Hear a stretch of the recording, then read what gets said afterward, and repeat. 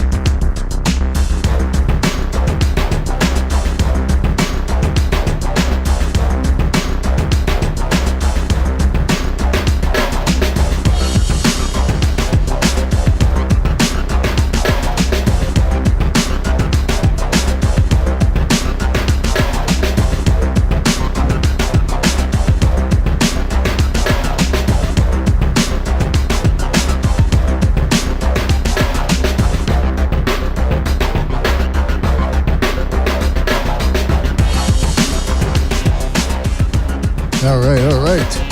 Hey, welcome everybody to the Boxing Podcast. This is your host, Mr. PDA. And I'm glad that everybody could be on board for this one, fellas. We're coming at you from the true north. And we've got a lot to talk about here today. It's been a while since we've been on. We've all been very busy beavers, but we're back after eating some beaver, if you catch my drift. And I'm telling you, we got a lot to get to here. We got two major fights coming up next week, and then on top of that, this Saturday we also have a little boxing. We've had some boxing in the past week. We're going to talk about that as well. Like I said, a lot on the docket here. So without further ado, let's get started. Before we do that, fellas, however, let's get the business out of the way. You know the drill. If you want to donate a couple of shekels our way, you're certainly welcome to do so with the super chat feature. It's always better to join the membership program. That way you get more bang for your buck. But the most important thing is that you continue to like, subscribe, spread that BDA gospel. All right, fellas? Don't forget you can check us out on Spreaker, iTunes, Spotify at your leisure. Let's give a big shout out to everybody in the chat. I'm talking about Iceman, Knockout Ned, Epatokua in there, Boxing with Frank Bay, Knockout Ned, John McSmith, Edward Torres, Giuseppe La Roca, Alfredo Contreras, the Quags in the house in there as well, Timothy Figueroa, Dennis from Boston.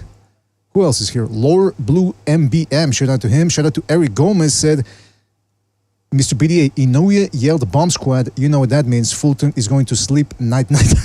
All right. That makes a lot of sense right there. Eric Roses. Shout out to him. Eugene Breut. Uriah Smith. That Dark Hey Do. Bray.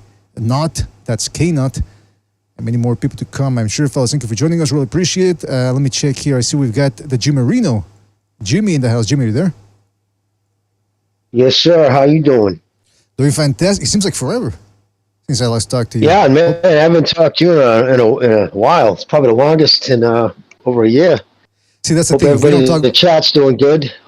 Yeah. Everybody's good. We got a lot to talk about, man. A lot on the docket. And you're busy, so right? No, I just didn't want to do any boxing shows. Get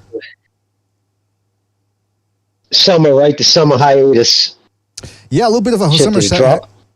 A little bit of a summer hiatus, but hey, listen, we got a lot to get to here, man. A lot to get to, a lot to talk about. We had a lot going on this past week as well. A lot of negotiations on top of that. So let's get into it, man. First of all, let's talk about the big fight we've got. And now I'm not talking about Crawford Spence. I'm talking about that one that's taking place next Tuesday at around 5 p.m. Well, that's how the event starts, apparently. I think that the main event will probably start at 7 a.m., actually. 7 a.m. Eastern Time. Talking about Naoya Inoue versus Stephen Fulton. That's a big fight. If Inoue wins this, that's my question to everybody. If Inoue wins this, does he become pound for pound number one? Or does it depend on how he wins? Because a couple of days later, we got Crawford versus Spence taking place. So, fellas, what do you make of this fight? Inoue versus Fulton. if Inoue wins, no question asked, he's pound for pound. No question asked. Talking about guys in their prime. And he's going up and fighting a bigger fighter, without a doubt. The Spence-Crawford fight, yeah, I'm glad they're fighting. The closer it gets, the better, the more happy I am about it. But the shit should have happened 4 or 5 years ago when they were in their physical prime. So I'm not going to award them for that type of shit now. I mean, I'm going to give it to the guys, Fulton flying across over to Japan, props on him for taking it. But he knew that was the biggest money he's ever going to see probably in his career, because he's, his size, that weight class just doesn't make the kind of money the bigger guys do. But yes, without a doubt, they're pound for pound in my eyes. We've got Gonzalo dropping by here. Gonzalo, thank you for joining us, man. What do you think? Does the winner of this fight, depending on how they do it, specifically Inoue, if he wins, does he become the de facto #1 pound-for-pound fighter in the world? In my opinion, and probably in the opinions of many boxing fans and pundits, especially the hardcore, Naoya Inoue is already #1. Oh. Now, if he wins in impressive fashion, he retains that position. Exactly. Now, if he wins close decision, highly competitive decision, would you still have him #1? Or do you think he deserves to be #1? I don't care if he squeaks one out. He beats Fulton, who's probably the best young American fighter, definitely the best, I think, one of the most talented on the PBC roster, but a kid, at the height of his game. So, yeah, without a doubt. I mean, if it's a stinker fight, I might question it, but what's the odds that Inoue is going to be in a stinker fight? Yeah. Well, I mean, if Fulton only goes in there to survive, yeah, still got to give Inoue all the credit in the world. But in this day and age, when it goes off of like what the other guy did before or soon after, you know what's going to happen. They're going to say all of a sudden that Fulton wasn't that guy, right? You think so? Yeah. They're going to switch. They're going to change their tune. They're going to say, well, he wasn't that good, but if he wins, yeah, Inoue was the hype job. Well, let's turn it around for the moment then. If Fulton outboxes Inoue, where would you guys rank him pound for pound?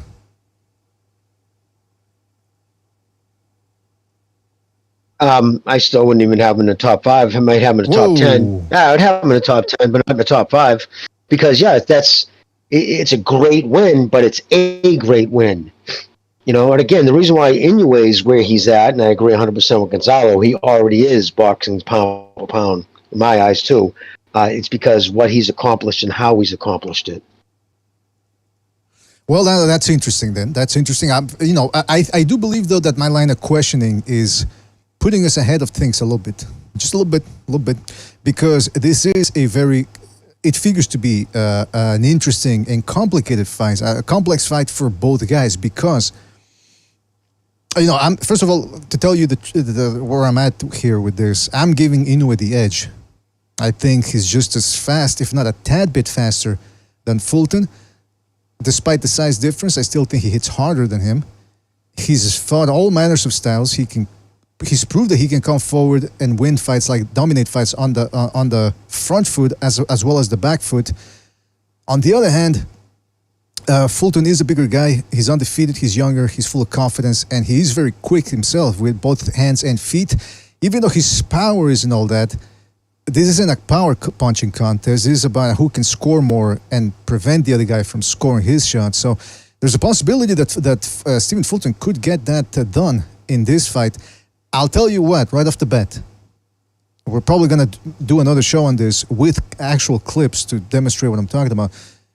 But Inoue's weakness coming into this fight, and thus Fulton's ace in the hole, is his jab.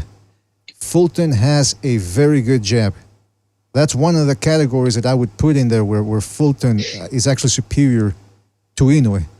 And on top of that, he's the slightly taller and longer fighter. Oh, no, excuse me. He's taller, but apparently Inoue has a half-inch reach advantage, apparently.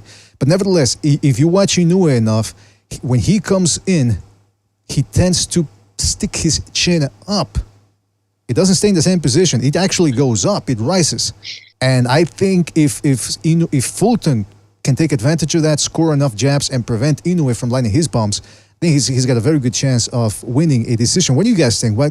If you were to see Fulton winning, how would you see him pulling it off? Gonzalo, you want to go? Basically, get in on the back foot. As much as I hate to say that, I don't want to watch that, and I really don't. But you're asking me, how can Fulton win? Probably by doing that. He's got good lateral movement. You see, funny, I was watching some clips right before the show. Adam Lopez was piecing Fulton up in the second and the third round. But all of a sudden, when the ebbs and flows, when Adam Lopez got a little tired, then after that, Fulton came on strong. But not only until Adam Lopez tired out, after he had him on the verge of like knocking his ass out in the second round. With Inoue, you're not going to get those ebb and flows. He's always going to stay locked and loaded, where if he presses, in any given moment, he's going to unleash the power combinations. It's not like, oh, I throw power, then I get a little tired. Now it's your turn. It's ebb and flow back and forth. No, he's always consistently going forward, maintaining, ready to throw power punches at any given moment. So that's what keeps him dangerous all the time. He's imminent danger in the ring when he's pressing you. So relaxing in Inoue, and that's the thing. Even though the Fulton gets on the back foot, he can't really relax and say, okay, you win, you got tired, now it's my turn to control the ebb and the flow like he did against Adam Lopez. No, Adam Lopez had him hurt. Did you see that video? I'm not going to say on the verge of knockout. I'll take that back, but he had him stumbling. Listen, the reason why a lot of people are picking Inoue is because of what you said, that Fulton has been stunned multiple times in his career against lesser punchers, because even though, like I said, Inoue is a smaller guy coming up in weight, he nevertheless he's very explosive. It's the shot that you don't see coming that will hurt you. Now I'm showing here clips from the Lopez fight, and there's that sequence that Gonzalo's talking about. One of Fulton's weaknesses is that after the jab, he tries to roll away from the counter right. And if he's not quick enough to do it, as he wasn't against Adam Lopez here, then that's how he's going to get caught. And let me tell you, Inoue is very quick on the counter punch. So I think these clips here illustrate what Gonzalo is referring to. Jimmy, what do you think? Gonzalo said that Fulton has to get on the back foot and not give Inoue any momentum options. What do you think? No, I agree. That's exactly the way I would, if I was coaching him, I would tell him that's what you got to do. Use your stick and move lateral. Try not to turn into his fucking power, and always get them hands up after you throw.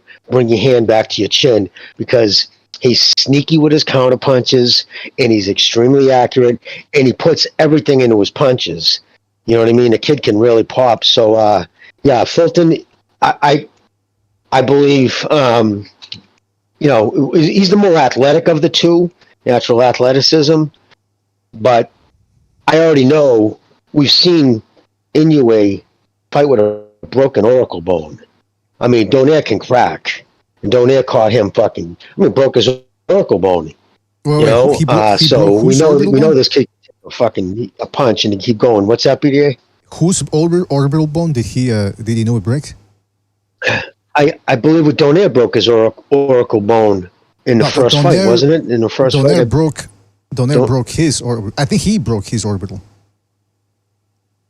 Oh, I thought Donaire fought. Inoue got his oracle bone broke. Yeah, that's what I'm saying. In that fight, Donaire broke. Yes. Oh, I'm sorry. Did I say? Yeah, I was saying it wrong. Okay, I apologize. But yeah, so we know that Inoue can take big shots. And he fights that way too. Fulton isn't a big, heavy puncher. That's not his game. He's a pure boxer. Yeah, first of all, I think I misunderstood you. I think you got it right when you said that Donaire broke Inoue's orbital. But yeah, I mean, listen, Gonzalo said he doesn't like it. A fighter boxing off the Oh, I'm back foot. sorry. I was saying Oracle. What a fucking moron. Yeah, All right, Oracle. listen, let's put that aside. Let's stick to the fight, man. Let me tell you, Gonzalo made a good point, right? That he doesn't like guys that fight overtly on the back foot. But I'll tell you this, man. I'm with Gonzalo in this one because when the stakes are this high and you have the cream of the crop fighting against the cream of the crop, this is where I don't mind the guy doing what he's got to do to win the fight, even if it's unpleasant or boring to look at. Because look, Inoue has been cutting through divisions like a knife through hot butter, for lack of a better, analogy here. He's got to be like somebody said in the chat. He's gonna be having to fight and fire on all cylinders to win this fight. Somebody else mentioned that Inoue's power must carry up, or it's probably gonna carry up because he's only moving off 4 pounds. But you gotta keep this in context. These guys moving off 4 pounds doesn't seem like much, but at this level, it is quite a lot, man. I mean, it's not, it's not like it's a 11-inch guy moving up in weight. These are small guys, 5 feet, 5 inches tall. So 4 pounds on a 126-pound dude is a hell of a lot more than 10 pounds on a 240-pound guy. You know, it's just more mass on their frames. So, but here's the problem. It's a tightrope he has to walk. He can't make the fight exciting. Like in the beginning, I wouldn't recommend going in and trying to make the fight exciting with Inoue. But the problem is he's going to be in Japan. If he tries to make it too boring, that could go against him.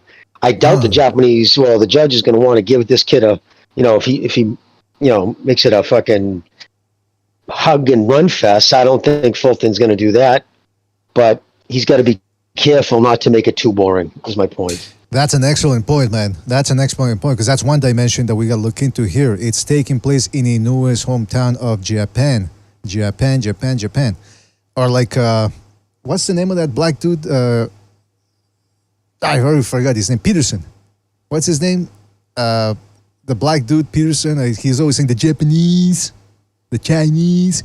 Anyway, if people don't know what I'm talking about, they won't get it. But shout out to Never Sobers, by the way, for his contribution to the Super Chat, actually reestablishing his membership position here over at the BDA. He says, Fulton won't be able to stay away for 12 rounds. The size difference is negligible. Slower, less skilled guys drag Fulton into dogfights. Inoue in 9. Oh, there you go. We got one. In fact, actually, you know what? Let's start doing this. Let's start taking down predictions. Where's my... Hold on a second. Give me 2 seconds here. Prediction league. Is that what it is? There we go. All right. Inoue Fulton prediction. So we got Never Sobers. Hopefully he's sober. Making this prediction right here. He says Inoue in 9. Shout out to him. Who else we got here? Somebody, Jaden Anthony. Shout out to him for his contribution to the Super Chat. He says, if Inoue beats Fulton, it'll force a lot of people to put respect on his name. Even I had doubts. And if he wins, all those doubts will be put to bed. All right, there we go. Shout out to Jaden Anthony. I thought he was going to make a prediction. Yeah, let's start making the predictions now because I'm going to tell you the fight is in less than a little bit more than a week. So we got to get that done here. Shout out to Rampax Rocking Company for rejoining the membership program, reestablishing it rather. And he says, as a fighter, if you haven't been undisputed, then you ain't great. Well, you know what? I'll agree with that, but I'll disagree about the modern meaning or definition of undisputed. For a lot of people now, undisputed means you got to gather all 4 straps, which is a problem on its own. I mean, as long as you beat the man who beat the man who beat the man, that's undisputed to me.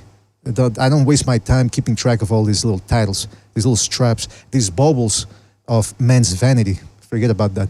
All right, now, I wanted to ask you guys a question here.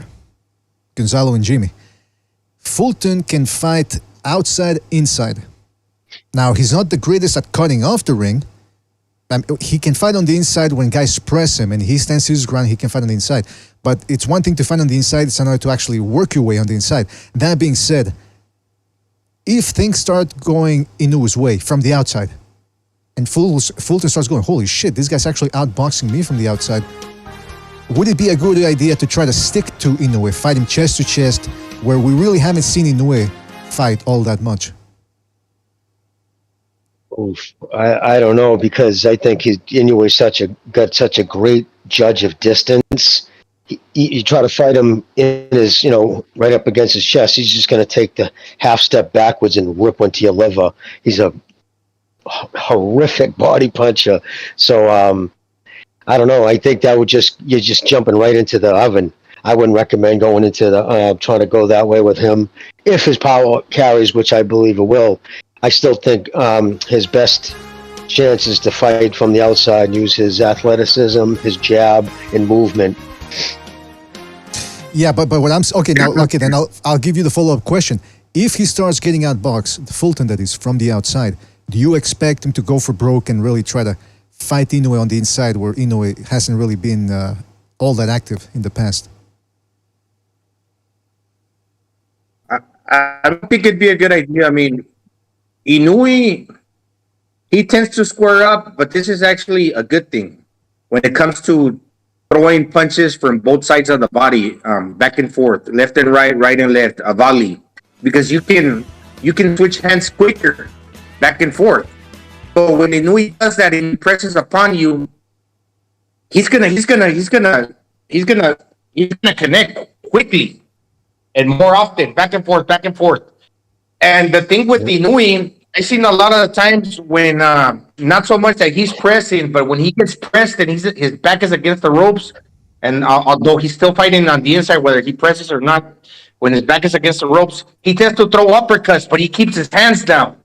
He keeps his hands down to be slick and to fool a fighter and to not knowing where his hands are at the time. And when he throws the uppercut, the opponent doesn't see it coming.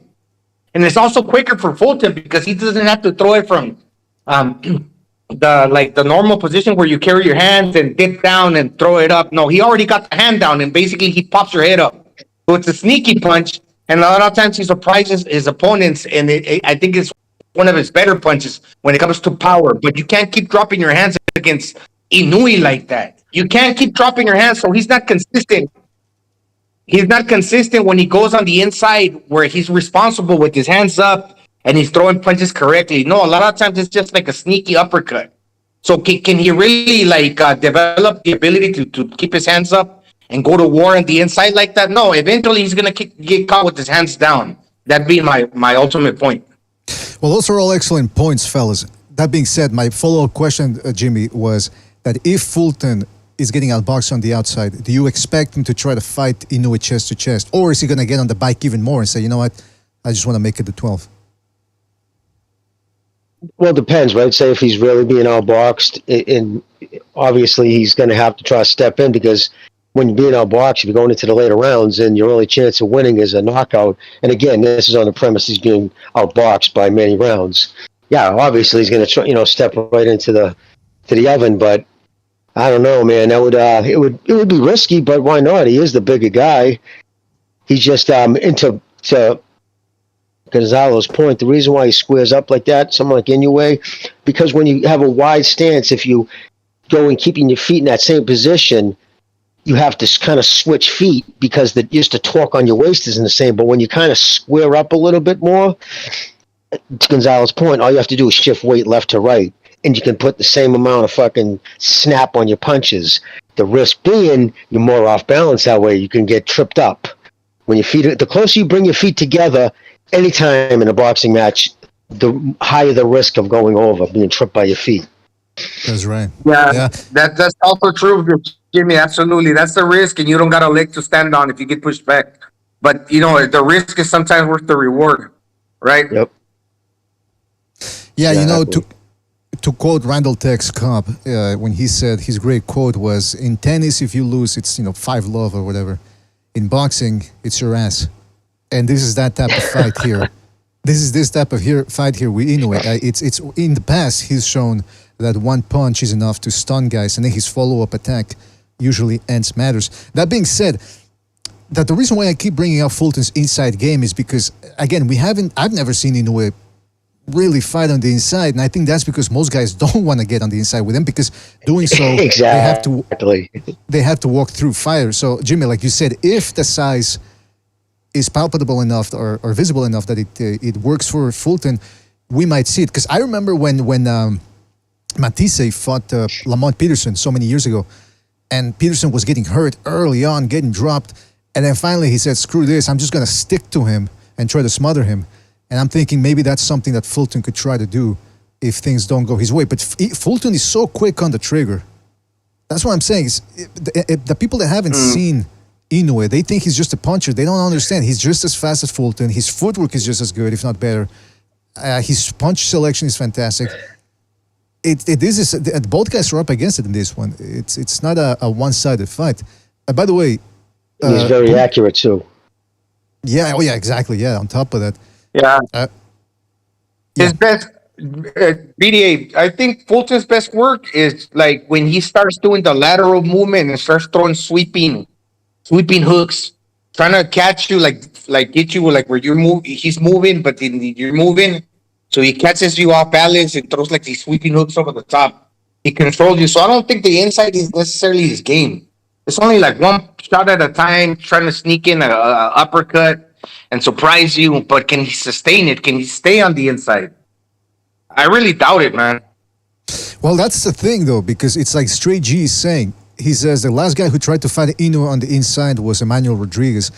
That still, to this day, remains one of the Inoue's best wins, because Rodriguez is a sharp guy. He got robbed against Payano a couple of years ago, and after the Inoue fight. But since then, he did beat the crap out of one of the Russell brothers, who's a very quick guy himself. So, yeah, Inoue has shown you that not only he's not just getting outboxed like Deontay Wilder and then pulling off the win out of his ass with his power. He's actually walking guys down and creating the opportunities to knock people out. And if he can't knock you out, he's still outboxing people while coming forward. So he's a very dangerous opponent, and Fulton is going to have to be on point. This is a type of fight where he has to really fight a perfect 12 rounds to get this win. Now, a lot of people. And I actually thought about this a couple of months ago when people were saying, whoa, this actually resembles Hopkins Trinidad from 2001, where Trinidad was a multiple division champ, moving up in weight, knocking people out, and he was fighting the American from Philly. And what happened? Hopkins broke him down and outboxed him and stopped him. But then again, I started thinking, I said, wait a minute. Hopkins could crack. I mean, he showed it in the Joe Lipsy fight, where he knocked the guy out in 4 rounds. With a beautiful counter uppercut. I think that was his name, Joe Lipsy. He also had 5 stoppage wins, or 4 or 5 stoppage wins, I believe, in his first during his first tenure as IBF champ. So that's a guy that could crack. Fulton, for all his skills and his tenacity, he doesn't score knockouts, or even stoppages, or knockdowns rather. Never Sobers in the chat said that his best wins have also been competitive wins. Highly contentious wins as well. And then on top of that, Fulton has been hurt. He was hurt, like Gonzalo said, against Adam Lopez. He was stunned a little bit against Kigai. What's his name? Angelo Leo stunned him and hurt him to the body. So that's 2 times he hurt him there. And then Figueroa hurt him to the body as well. So my thing is this. I expect Inoue to try to or Fulton to try to make Inoue miss a lot upstairs. I think that's where Inoue is going to be missing early on. My thing is, I think what Inoue should be doing is every time Fulton steps in with that jab, slip to the left, counter with the left to the body. Slip. Yep. And when Fulton's just moving around, right hooks to the body to keep him pinned up. Yep. So yeah, I think that's one of the. I think that's what the doctor. That's exactly the strategy I would go with, without a doubt. 100% on the money with that BDA, because obviously it makes sense that movement's going to be his, ace in the hole. That's going to be his thing.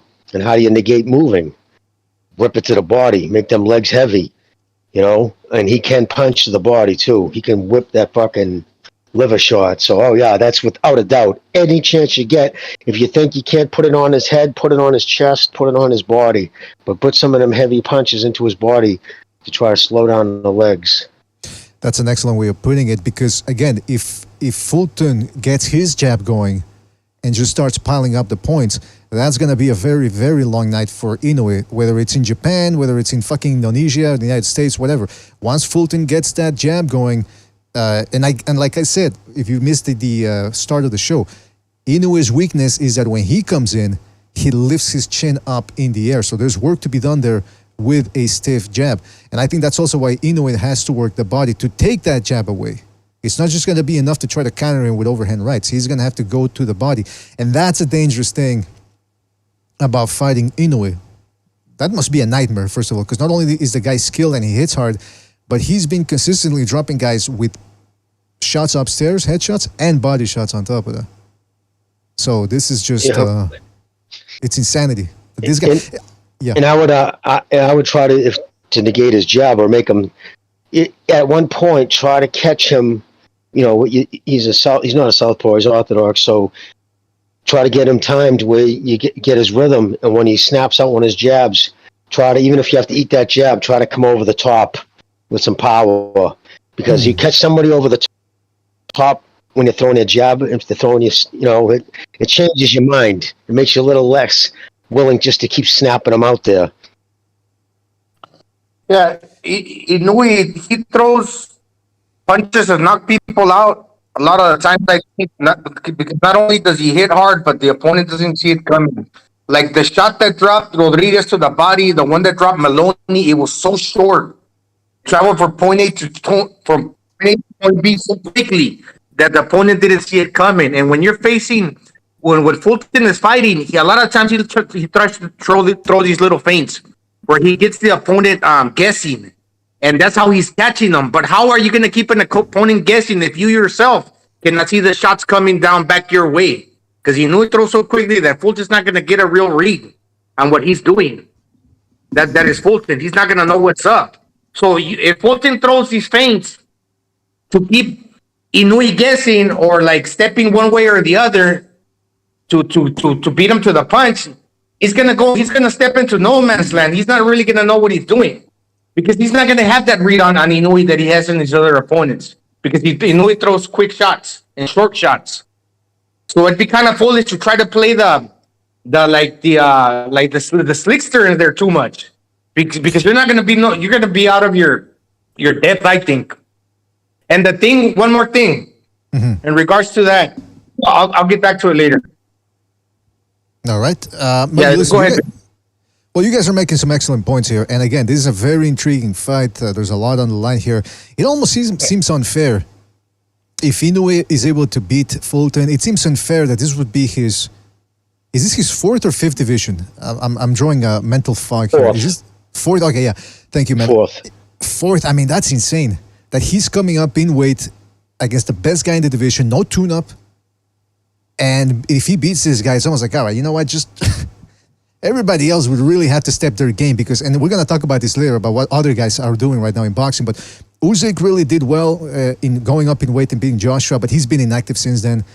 Errol Spence and Crawford are fighting each other, but how long do those guys have in the odometer here in boxing? And even then, it's a fight that's a little bit past its peak.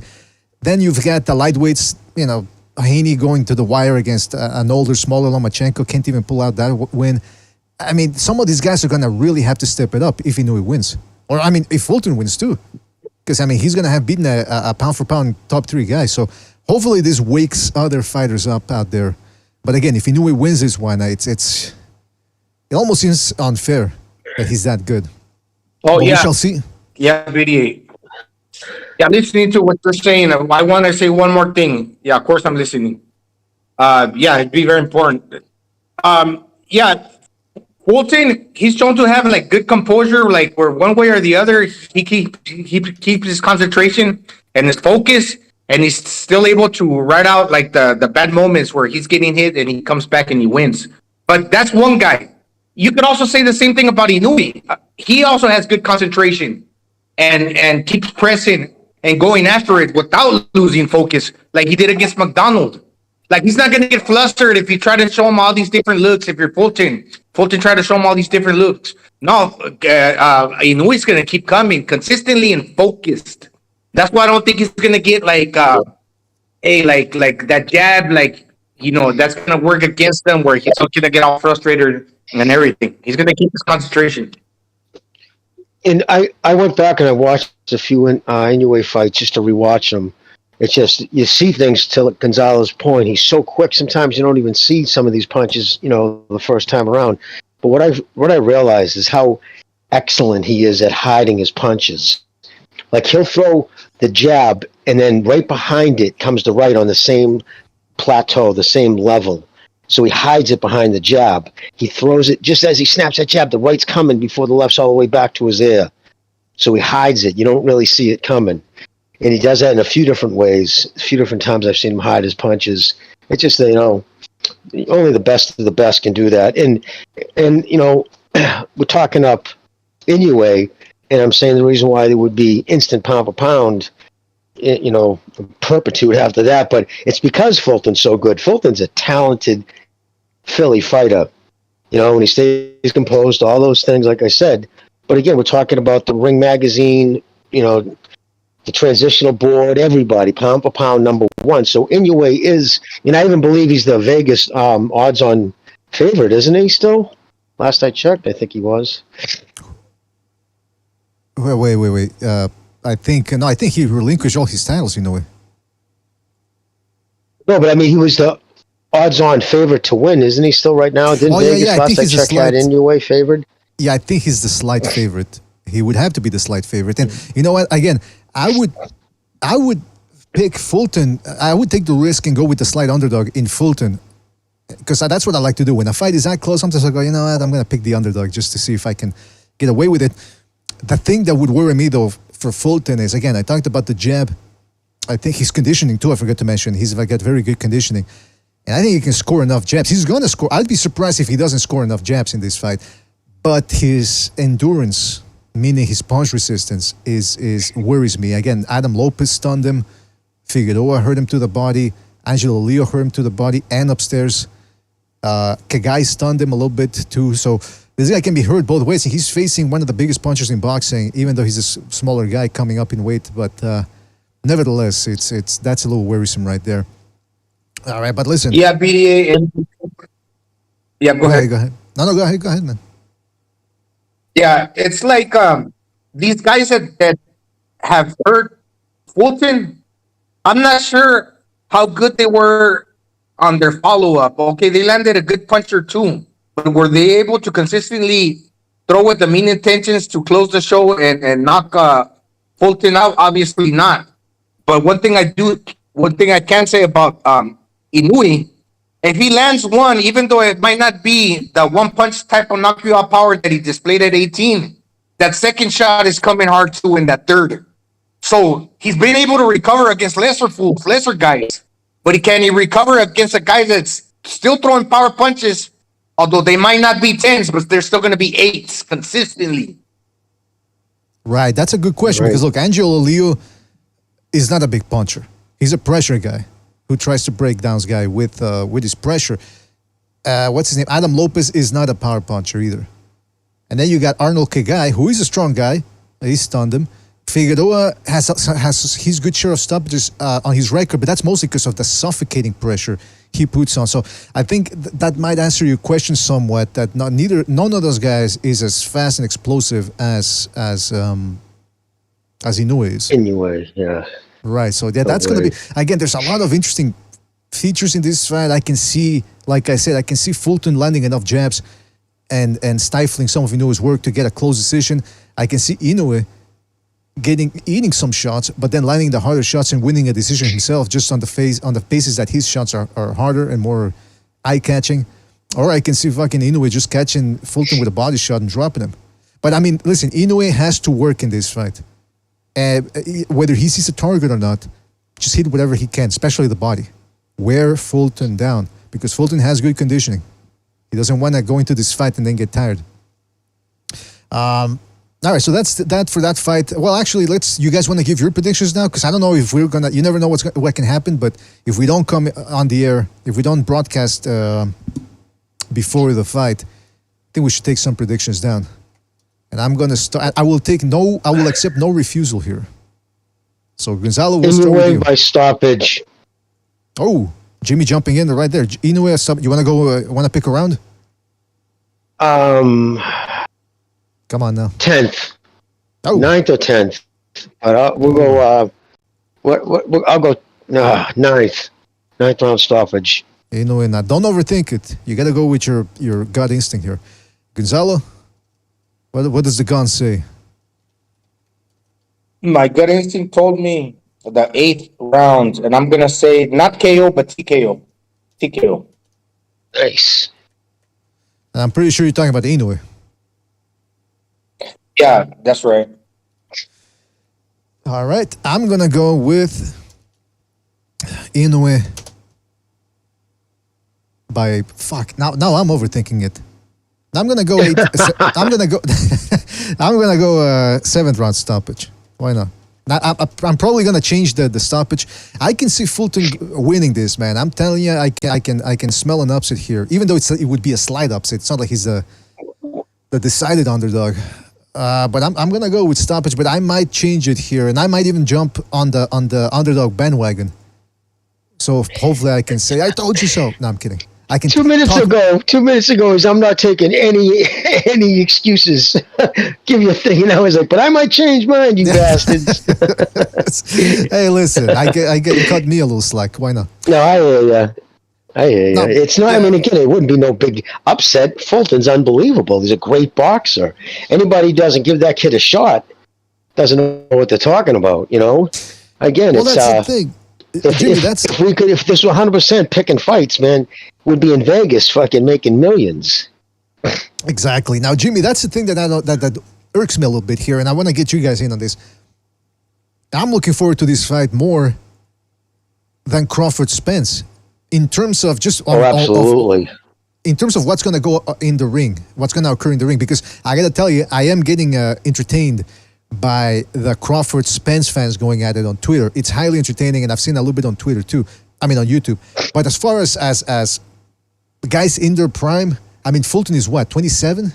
Hold on, how old is this fella? 29. Inoue is about 30. So they're in their physical primes. They've both beaten their good share of fighters. Inoue is number 1 or number 2 pound for pound, or top 3, depending on which list you look at. Fulton is right there on the cusp of the pound for pound list. I mean, to me, it doesn't get any better than Fulton Inoue. So what do you guys think? Is it a little disconcerting and distressing that this fight is not receiving as much hype as it should?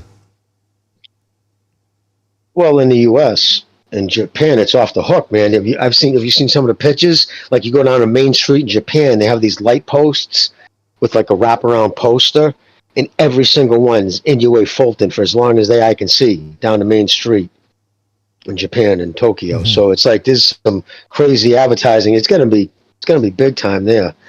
So I think that's all, like, you know, that's why Bob has a hard time getting Inoue over here, because over there he's like a huge celebrity. Yeah, that's the thing. Boxing is a global sport. So though only hardcore boxing fans are excited for this one on this side of the ocean, in Japan, like Jimmy said, Inoue constantly and consistently does millions upon millions of views. The type of viewership that even a guy like fucking Joshua would dream of, because Joshua does good views in the UK. Canelo, though, he's a little bit in the Inoue train that he does a shitload over in Mexican TV, and then on top of that, the American market as well. But fucking Inoue, he's a star over there as well in Japan. And so 12 million, brother. Jeez, 12 million watched his on a replay. It was the pay-per-view was earlier in the day, and that night on a replay, just in one province, it pulled in his home province. I think it was 12 million. I know it was at least 10, but again on a replay. So that's huge. Those are crazy numbers. Yeah, and that's the thing, though. It's here in North America, it's only getting views or hype from us, the hardcore boxing fans, because, you know, a lot of the people who are paying attention to this fight, a lot of the Afro-Anglos who are paying attention to this fight, they're only doing so because, you know, Fulton shares their skin color. And it's a shame because, as Buchu said, how come a lot of these guys won't give Inoue credit unless he fights an Afro-Anglo? In fact, somebody posted I don't know if this tweet is real or not. It's got to be a joke, or it's complete ignorance from the usual suspects. How you prepare for a black fighter and you not sparring that race? Fulton, easy. Like, since when do you have to spar a guy from a certain race or a certain country to prepare for that fight? I mean, it's a style that counts. I don't understand that logic there. Yeah, I think it speaks for itself. There you go, man. There you go. Hopefully, if Inoue wins, hopefully he gets himself some respect. But again, this is a fight for respect because Fulton also wants to enter the pound-for-pound race. And if he beats Inoue, that's a top 10. For me, that's a top 10, immediate top 10 entrance right there. And absolutely. There's guys in there that shouldn't even be in the pound-for-pound. Like, I don't think Tank Davis should be in the pound-for-pound list. Some people have. God, no. I mean, Ring Magazine has him in Sweating. there. That's ridiculous. I mean, fucking putting a stipulation on Ryan Garcia. Well, we're going to talk about the speculations as we go on about some other fights. That being said, we're gonna cover this fight more as the time goes along. We're gonna be opening up the phone lines too in a couple of minutes so that people can give us their predictions for that Inoue Stephen Fulton mega fight that's going to be taking place this Tuesday, not tomorrow, next Tuesday at about 7 a.m. Eastern time. Hey, by the way, it's going to be a weird time too for Gonzalo. Gonzalo, what time is it going to be over there for you? 7 in the evening or around that time? I think so. Every time I watch the fights on the Tuesday or Wednesday over here, it's really relaxing. I really enjoy it. So hopefully I have the same experience. Cool. Good for you, brother. Yeah, you don't have to watch it at 4 a.m. or some crazy shit like that. Speaking of respect, like the word you just used a couple of times, you think Canelo got his? Can I just bring this up for a second? Remember not the last show, but the show before that, I said when I saw that Lukowitz video, it wasn't the PBC, it was me. Give the context for anybody that might not know. Who's Lukowitz and what are you referring to? Oh, Sam Lukowitz. Sam Lukowitz is the manager and the mouthpiece for David Benavidez. He's the one who started all the problems. But I don't know if you've seen recently. I don't know when it came out. I know I just saw it yesterday or the day before. David Benavidez' father, it was so obvious he was told to do it because it was cringeworthy, the groveling. I don't know if you saw it, the apology I did see he put out to Canelo. You saw it? Yeah. You did see it? He's like, well, you know, it's in Spanish. Yeah, it's in Spanish, so I can't play it here for most people. Cause maybe I don't know how many people listen to speak Spanish, but yeah, he was apologizing to Canelo, saying, "Listen, I was just doing this to get a fight. I respect you." I'm thinking, what? I was like, I'll say this quick because I don't think you were done, Jimmy. But I mean, why would? No worries. I mean, look, I understand some people, the people that were actually, what's the word I'm looking for here? The people that were actually behind Jose Benavidez and supporting this type of rowdiness from him against Canelo, they say, well, he's doing it to get a fight. Which, I mean, can you show me how many examples there are there of a guy who calls out another fighter over and over and over and over and over and starts disparaging him and then gets a fight? I don't think you can find many. That being said, once you get into this type of mindset where you said what you think about a fighter, he's nothing, he's scared of your fighter, blah, blah, blah, you got to keep it up. Because if you turn it around and say, oh, I didn't mean it, well, now you sound like a liar. Now you sound like a guy like, why the fuck should I listen to what you got to say? What do you think about that, Jimmy and Gonzalo? From a PR perspective, should he have just stuck to his guns? Or? Yeah, well, that's what he said. He apologized. He says, I admit I was wrong to seek a fight with Canelo. I was wrong. I mean, that language clearly was told because what was happening? Well, him and knucklehead Sam Lukowitz was lying. I mean, think about it. They clearly didn't even inform David Benavidez.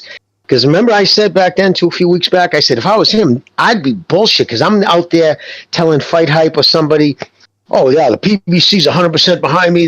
They're willing to put up $50 million, put up the money behind me. Come to find out, not only wasn't that true, but Heyman was pissed. That fucking, because while that was going on, because remember, it was just out of nowhere. That was when Canelo was announced as the 3-fight deal. So clearly, they were pulling that shit in the midst of Heyman, because Canelo flew out to Ohio. So he's probably there. He goes on Twitter. He's like, look at this. I'm a fucking nobody. I'm scared of his son. He probably even told Heyman, reel this fucking knucklehead in before I walk away. So Heyman probably roasted him. Not probably, guaranteed roasted him because they both made these obvious groveling apologies. Like you said, he looks like a liar. He looks like a fool right now because he made his son look stupid. He repeated stupid shit that wasn't true. And what it was is they were taking advantage of people who were willing to believe anything and then repeat it on blast. And they know that's this, boxing Twitter. And they were counting on that. They thought they might pressure Canelo into something. But they got their dick slapped and they had to apologize. Gonzalo, what do you think of all this? I think Canelo, by now people should probably understand, like these promoters, that Canelo doesn't get riled up for fights. We saw it with Andrade, Dimitris. I mean, he's not a guy that is gonna go off emotion and is living by the internet like Ryan Garcia. What you say is gonna get him all fucking into his feelings. And he's a guy more so that if you start acting like that, he's gonna be like, you're not acting classy in Canelo's opinion. We might not agree with it or not, but that's what he's gonna do. So he's not really gonna care, him and Eddie Reynoso. So it's one of those things, man. And Benavidez is sounding like a clown, really. Yeah, I mean, listen, on the one hand, it does take a certain amount of honesty to be able to say, well, look, I mean, I don't dislike the guy. This was all just to get a fight. It was all for show. But again, after it wasn't just him saying, Canelo, we're going to get you. I mean, he was being very highly disparaging. And so now he, like I said, the point is that it makes him look worse. Because again, if you contrast the things he was saying with the complete 180-degree turn he's doing now. So, I mean, I don't know what's going on. I think this union with the PBC, has the not language. Yeah, this union with the PBC and with Samson Lukowicz has not done him any favors. And so, they're lucky now that Canelo is with the PBC and that things didn't quite work out with the zone, with some of the future fights that he wanted. So, listen, we'll see what happens with that. But yeah, Jimmy, I'm interested that you brought that up because it was really, it's a bad look. And you know what? It does show also as well, like Gonzalo referenced Ryan Garcia. He's one of the few guys that actually became famous because of the online presence rather than the boxing. These guys have to understand that they're going into the Twitterverse or social media with their main baggage being boxing, meaning they're famous or slightly famous, for us hardcore boxing fans because of the boxing. And once they go into the social media sphere, they're nobodies really. They're relative nobodies compared to some of the big names in Twitter and Instagram and well, I was going to say Facebook. Nobody's on Facebook anymore. But you get my point. So these guys, listen, for boxers out there, this ain't Hollywood.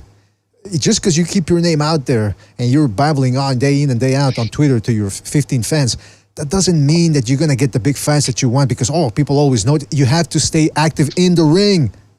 That's what makes people keep an eye on you. That's what keeps us boxing fans remembering your name. I don't go on Twitter that much for anything. And I'm a hardcore boxing fan, and I think most hardcores are that way. So just because we see you babbling on and opening up and yapping away on Twitter does not mean that we remember, hey, this guy's still around. I'd love to see him fight this guy or that guy. We just go, man, what the fuck is this guy doing? Stop typing away with your little thumbs and your little iPad and get to fucking work in the ring. But yeah, man, that's weird, man. Jose Benavidez Sr. having to apologize. I mean, but that's it. Why would he do that though, Jimmy? That he didn't have to do it. He was told to. Of course he was. I guarantee he was told to. Why would he? Why would he knowingly think about the ramifications of it, Mr. BDA? Knowing what he was going to say, knowing he was going to go to that. I mean, it was groveling. Canelo's the best fighter, pound for pound in the world. He's the biggest name. I mean, he was just fanboying him. I was wrong for what I did. I was wrong for trying to get him to fight us. I mean, the language he was using, not blinking, looking straight at the camera. Lukowicz. Seriously. You know what I mean? Jimmy, you make it sound like it was a hostage, like he was in Iran being held hostage or something. It was a struggle session. I'm telling you. Here, let me put the picture. It was sent to me, man. It's unbelievable. Yeah, that's the picture in his eyes. Let me look at his fucking eyes in that picture, Mr. Media. But that's not it. And he didn't even blink. Oh, the one you sent me, you're saying? That was the interview. Yeah, the one I just said. That was the interview, and when he was groveling in Sam Lukowicz, when that guy, and it was so obvious because the guy kind of read out this thing. Okay, but Ryan Reynoso made it clear that he did not receive an offer from Al Heyman, the PBC, Top Rank, or anyone. And he just got quiet. And Lukowicz was all same thing, stoic, just looking forward. He is right. He got an offer. He didn't get an offer from the PBC. He got an offer, a proposal from me. And he says me, like he made it point. It was that was his point to drive home that Al Heyman and the PBC, because I'm sure And to Canelo's point, I agree 100%. Canelo doesn't give a fuck what these knuckleheads are saying at all. But Reynoso might see that and go like, here we are negotiating with you, and you got this fucking knucklehead running his mouth. And to your point, Mr. BDA, saying disrespectful things, just saying dumb shit. And then in turn, getting people to say dumb shit about Canelo on, social media. So Canelo, I believe, flexed a little. Even if he didn't flex, maybe just it was brought to Heyman's attention what was going on.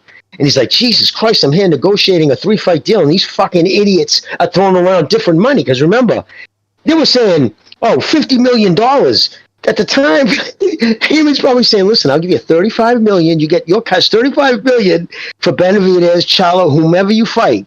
35, and then in the background, you got this zipperhead on Twitter. We offered him $50 million, right? So there could have been all kinds of different ways that pissed Heyman off. But regardless, he would not have uttered that apology, again, knowing the ramifications, how it was going to make him look, and worse, his son look, if it wasn't told to do it.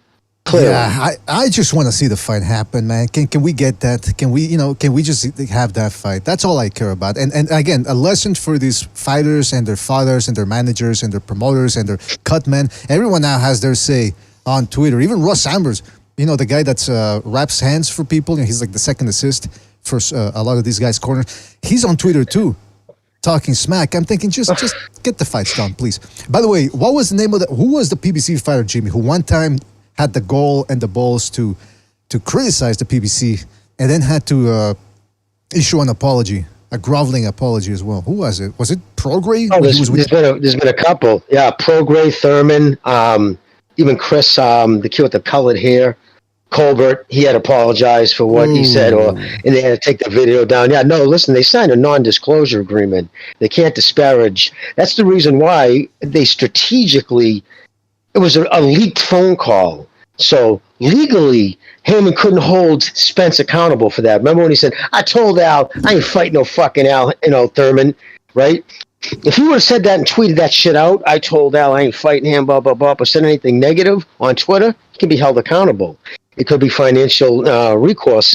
Heyman could have went out his money for that. But by doing it in a leaked call, oh no, I was in a private phone call. That wasn't meant for the public, and somebody leaked it out. And it just happened to be a private phone call with the guy who had a vested interest in me fighting somebody other than Thurman. You see what I'm saying? Espinoza wanted him to fight a different name. So that was their way of probably putting pressure on Heyman to do something. I don't know. But I just know it was obvious when they leaked that phone call. But that's how they roll over there. The only promotion I've ever heard to have their fighters sign a non-disclosure agreement. Can you imagine being a fighter? Can you imagine being a fighter or somebody associated with a fighter? But just real quick, can you imagine being associated with a fighter or being a fighter yourself, and you don't even have the freedom to talk? They're telling you what you can and can't say, and if you say the wrong thing, they force you to apologize. Wow.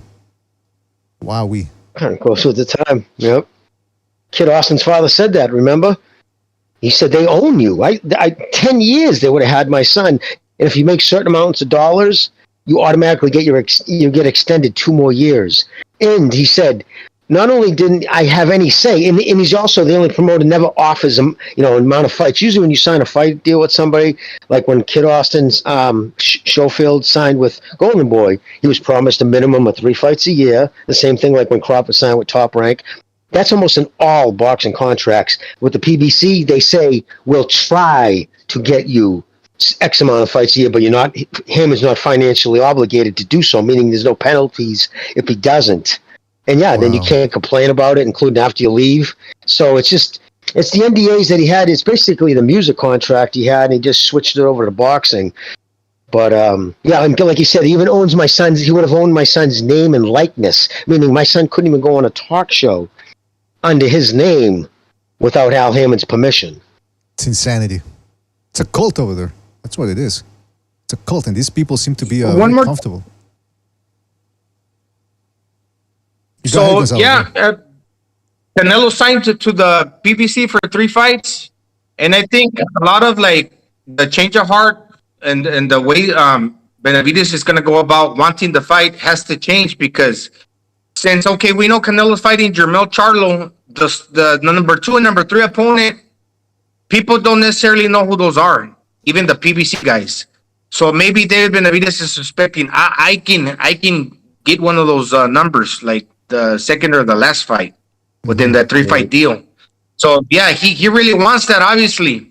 And we know he's made a lot of mistakes in the past. When Jose Benavidez popped hot for doing cocaine, that was kind of his fault because that's his son. And also during the COVID, I know it was a COVID, but missing weight and losing the titles. So this guy's been continuously making mistakes, even with the Rayo Valenzuela, when he talked down on his pupil after the loss. Oh, it was his fault. I bear no responsibility. Dude, it's constantly fucking up. So it's one of those things. I don't know if the guy doesn't think before he acts. But now, since Canelo's fighting for the PBC and number 2, number 3 opponent hasn't been picked, you're that close to really don't want to fuck that up again. Yeah, I mean, also the narrative. Oh, go ahead. Oh, I was going to say real quick, the narrative that it was him who picked Jamel instead of Jamal is bullshit. Canelo's come out and even addressed that because he was getting tired of hearing that too. There was an interview, I think he was golfing, and somebody asked him about that, and he was like, no, they said, 3 fights. He doesn't, and they said that Jamal would not be ready in time for the fight, for that date. Yeah. So Mel's they offered up Mel. He's like, I don't care, whatever.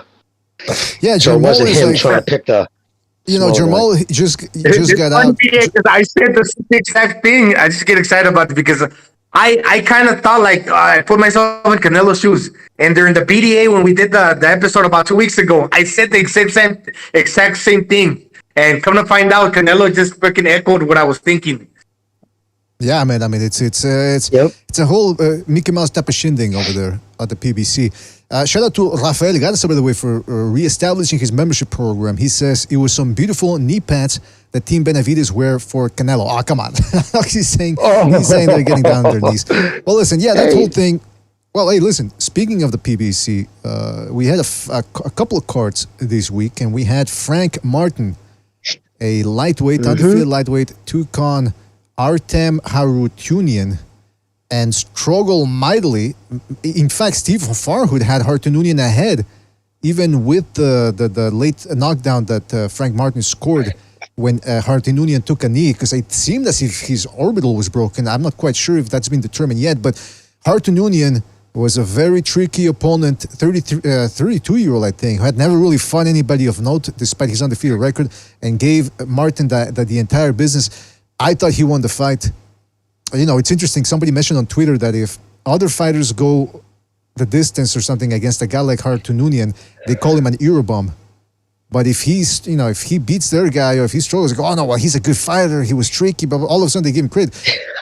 but I'm also interested because Frank Martin, apparently, again, I don't go on Twitter that much, but this guy seems like another guy near that division, very similar to Chris Colbert, undefeated, very flashy, and talks a lot, despite never having proven anything. I think his best win was against that dude that looked like Julian Jackson.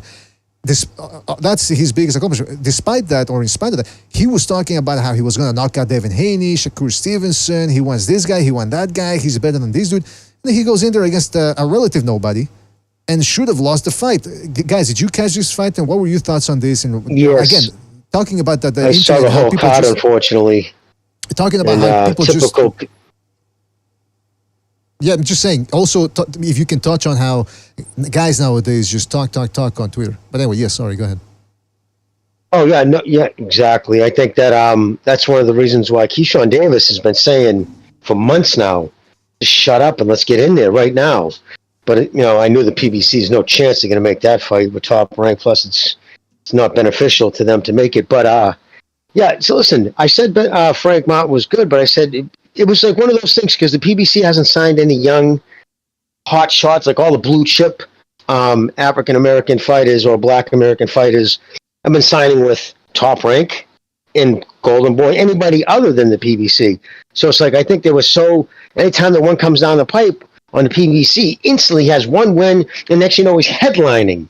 And it came across, it was the second lowest ever Showtime card on a primetime headline. I think it didn't even hit 160,000 peak. Average viewer, which is just horrific. So, because nobody knew who he was. But, you started late in life. He's a talented kid. He's very athletic. But like Steve Kim tweeted out, what I've seen is just what I knew going into this fight. This kid is not ready for the elite of 135. Any one of those guys would box his head off. Shakur Stevenson would embarrass him.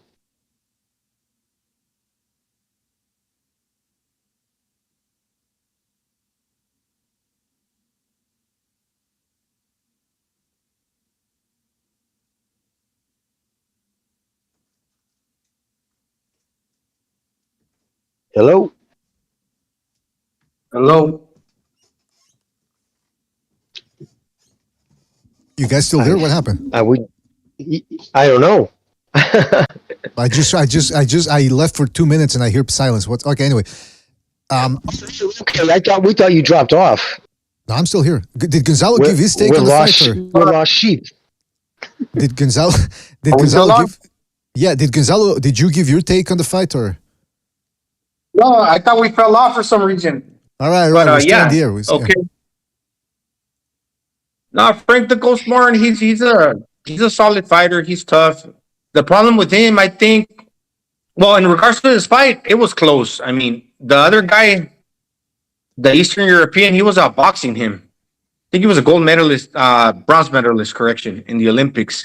He was outboxing him for like 8 rounds, but I mean, he did hurt him a couple times, and then he scored the knockdown late, so I could have had it a draw. It could have gone either way. And if you had it for the Eastern European, hey, it is what it is. But the thing with Frank Martin, what he said, obviously fighters are always going to give an excuse why they didn't perform like they should have or like they've done in the past. He said that he saw the openings, but he couldn't like let his hands go. That's going to be his problem. So basically, he's like a counterpuncher that doesn't throw a lot of punches, and Derek James was telling him, you got to let your hands go. And when he told him that, he started throwing more punches, and eventually he did the thing. He hurt the Eastern European guy. But if it was left up to him, he got a little lackadaisical. He saw the openings, but he couldn't pick the right punch and let his hands go. So against, like you said, Jimmy, against guys that are like more naturally like quick-witted, can really let go of the punches, that quick trigger, like what's it called, Shakur Stevenson. Yeah, he's gonna get outboxed. But nonetheless, he's a good fighter. He already beat this Michelle Ali Rivera and some other pool, so he's okay. He's just one of those type of guys. One last thing, he's just one of those type of guys that's not exciting. He doesn't bring anything to the table. He's like a blue collar, bring your lunch bell type of dude. But when the blue collar, bring your lunch bell type of dude forgets the lunch pail, he's fucking even less exciting. What I like is when Steve Farhood asked him, because when he said what happened in there, like, and he was like you said, that excuse, he said, well, the reason, really, what's the difference? But he said, I saw my openings. I couldn't get my punches off. That's usually something you would hear an old timer say when he grows old overnight. You know what I mean? Like I saw my body wouldn't react. And Farhood asked why, and I'll tell you why. Because you got a kid with 14, 15 fights headlining. The kid hasn't even developed, especially a kid who has next to no amateur presence. You know what I mean? I can't stress it enough. Boxing's not one of these sports that you can take up late in life and expect, because it has to be second nature. It has to be complete muscle reaction. Like a reflex, muscle memory. You shouldn't have to be thinking about, oh yeah, there's a punch I could have got. Like his hand should just went on reaction. It should become second nature, and that only happens to repetition. And boxing's one of those. And that's the problem when you got a kid who has no amateur experience. He's got all kinds of athleticism, and you're putting him out on headlines. These are holes in his game that would have been developed off TV.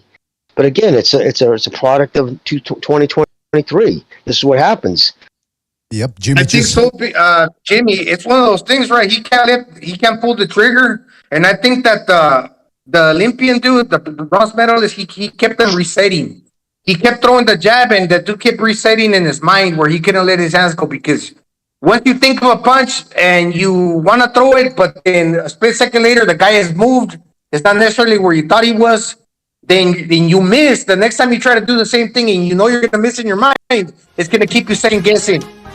Yep. Right. Well, you know what? And you're not pulling the trigger. You know what? It's because interesting, though. Not messing with your hands in your mind. I saw the Armenian guy 100%. landing. I saw the Armenian guy landing body shot after body shot after body shot. He didn't get the decision. I'm thinking, shit, Lomachenko should have gotten those judges. And because I mean, everyone keeps saying that Haney's body shots, not the body work, that body work, baby. All of a sudden, nobody cared about the Armenian's body shot. So hey, I guess it's what The minute that kid went down, I knew it was over for Mott. I knew it was over. The minute that kid went down, I'm like, oh, this is the out. Now they're 100% going to give it to Martin. There was no chance they were letting Martin lose. Let's be honest. And even the fights before, the PBC fights, is anybody ever going to fucking go to the ground before they stop the fights? It's just, you know what I mean? I know. Yeah, it's the ridiculous. PBC stoppage. I was like, that's why Crawford should be very, very weary going into next week's fight. By the way, shout out to I Am Your Leader for reestablishing his membership program. He says, I only gave Frank 4 rounds. He had no clue when to apply pressure. Martin hurt Harut in the 6th, and then went on to lose the next 4 rounds. 0 ring IQ. Well, there you go. Shout out to I Am Your Leader. Fellas, we got some phone calls here. People, the phone lines are open. I forget to tell you. Phone lines are open. So let's get right down to it. And don't forget to give us your prediction for Inoue versus Fulton, or rather Fulton versus Inoue, taking place next Tuesday. So let's go to the phone lines here. 336, you're on the air. 336, what's on your mind?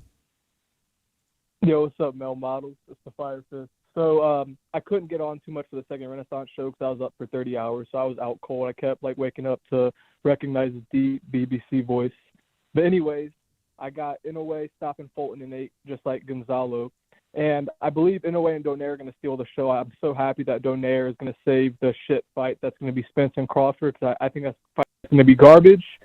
And I'm going to also explain why Inoue should, without question, be number 1 pound for pound. Terrence Crawford is 36 years old, has not fought a Hall of Fame fighter yet in his career. Now, that's not all his fault, because 147's been very weak for a long time. There's a lot of contenders, like Duran Ennis, Virgil Ortiz, that he could have fought, but those fights never materialized because they were trying to, marinate the Spence fight and all that shit. So Spence has never beaten a Hall of Famer. Maybe Danny Garcia for what he did at 140, but Mikey Garcia, you can maybe argue he beat him, but he dragged him up 2 weight classes and couldn't even knock him down. So that was fucking embarrassing. That's not indicative of a top 5 pound for pound fighter like what the Ring magazine has. So I got Fulton in 8, and I think Donaire is gonna stop this other Mexican dude and is gonna maybe retire, I think, after he knocks him out. And for the Benavidez camp, Steven Espinoza just came out and said today that, we're closer now to the Canelo fight for 2024 than we were 2 months ago when Benavidez's team was wolfing at the mouth, talking shit. I don't think you guys talked about that. You guys are talking about Benavidez's dad, a couple weeks ago, apologizing. But Espinoza did an interview recently saying they're really close to the Canelo fight should these guys continue to win for 2024. So, yeah, but Benavidez fanboys like Mirage won't talk about that. Who really runs the PBC even said we're closer now than we would have been. So, yeah. Well, I think that's my opinion. But go ahead. I take what the shyster Steven Espinosa says with a big old grain of salt. But hey, hopefully he's right, and hopefully that Benavidez fight materializes. Right. So yeah, that's just my thing. I mean, if you look at guys who are on that pound for pound list, look at Usyk, Inoue, Loma, Ioka. That's just like my upper echelon, and shit like that. And then Canelo, even though Canelo didn't fight prime Triple G, a lot of these guys have fought in fighters and beaten fighters when they're the underdog or when against the grain, and that's so important because it goes to show who you're fighting and the level of guys that you're fighting, how great they are. And Crawford and Spence just simply don't have that. Spence's resume is comprised of beating 50-50 fighters that were never elite at welterweight. And he didn't even always look impressive doing it. His only impressive win was destroying Ugas, who's in himself 36 years old. So he was already an old fucking dude anyways. And then you got Crawford. He has had a very impressive KO streak at welterweight. I won't lie there. But it's not been against elite guys, So, I mean, he beat over the hill Sean Porter, who's not the best stylistically anyways. And he's kind of more like a rugged football player. That's just my opinion. I mean, I think the winner of Crawford and Spence might have a shot at the top 5 pound for pound, but I mean, Look at what Ioka did. He's a 4-weight champ. He's a 6-time champ. He's avenged 2 of his 3 losses. And he's won fights where he's the underdog. I mean, he just retired Joshua Franco, who came in 7 pounds overweight. A lot of people said Franco was robbed in that Ioka fight, and he schooled him. Look what he did to Kosei Tanaka, a 3-weight world champion. He was like the next Loma in that sense. He was collecting belts everywhere at the lower weight classes. He was the underdog. Ioka knocked him out. You know, that shit matters. Like, for a real pound-for-pound list, that shit matters. And, you know, these guys finally stepping up to take a big fight. You know, I get everything you're saying. It'd be hard to put him in the top 3. I get everything you're saying, but he ain't never beat a black man. So, I mean, Ioka can True, do everything. He ain't never beat a black dude, though. You right. All right. Shit, Well, listen. Well, listen, we all got to right, move but on that's all I here. had to say. Go Nonito, go Donaire. And that's just my opinion on the pound-for-pound thing. I don't think Spence and Crawford, the winner of that, should be this elite pound-for-pound fighter, because they both have finally taken the first tough fight of their careers. Maybe Crawford belongs somewhere in the top 5, but like no more than 5. So. All right. Yep. Well, listen, thank you for your call. Take it easy out there, man. Thank you, man. Take it easy out there. Yep. All right. Did anyone want to say anything about what he said? I think I heard some rumblings there in the background. No? All right. Let's move on to another phone call here. Let's go to, don't forget to hit the like, fellas. Hit the like. Really helps us out. Let's go to 619. 619, you're on the air. 619, what's on your mind? Hey, what's up, guys? It's Jose.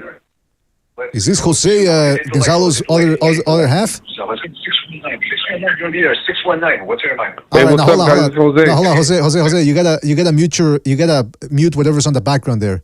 You got your speakers on, and I hear myself in the background. I hate hearing myself, number one. And then on top of that, doing a show, big no-no. Got it. Am I better now? Yeah, you're better now. There you go. Go ahead, man. What's up, Jose? Okay, man. Cool, man. Yeah, what's up, Gonzalo? I could talk about several things, but I've been wanting to call in to kind of vent about. I was checking this Frank Martin guy out because he was calling out Pitbull. And the Frank Martin's, he's pretty good. He's like a strong guy, like muscular. And I actually thought I saw on YouTube, I checked out he had a fight with Ortiz. With with the guy who just canceled the fight with Staniones. I think he knocked him down in an amateur fight. But I don't know if that says anything about his pro.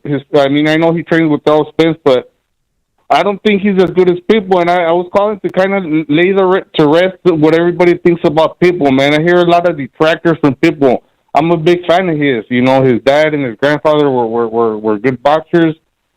And like a lot of people downplay Pitbull's what do you call it qualities, his boxing IQ and all that, his defense and punching power and all that. So I don't think that Frank Martin or any of these guys are as good but the point I'm trying to make is also the Cabrera guy. I think he's a worthy matchup, man. I know they said he sparred with Manny Pacquiao, and I've seen a couple of his fights, and he's pretty good. But a lot of people aren't giving that fight. They're kind of like saying it sucks, but I don't think so. I think it's a good test for Pitbull because he's like a boxer and he's undefeated.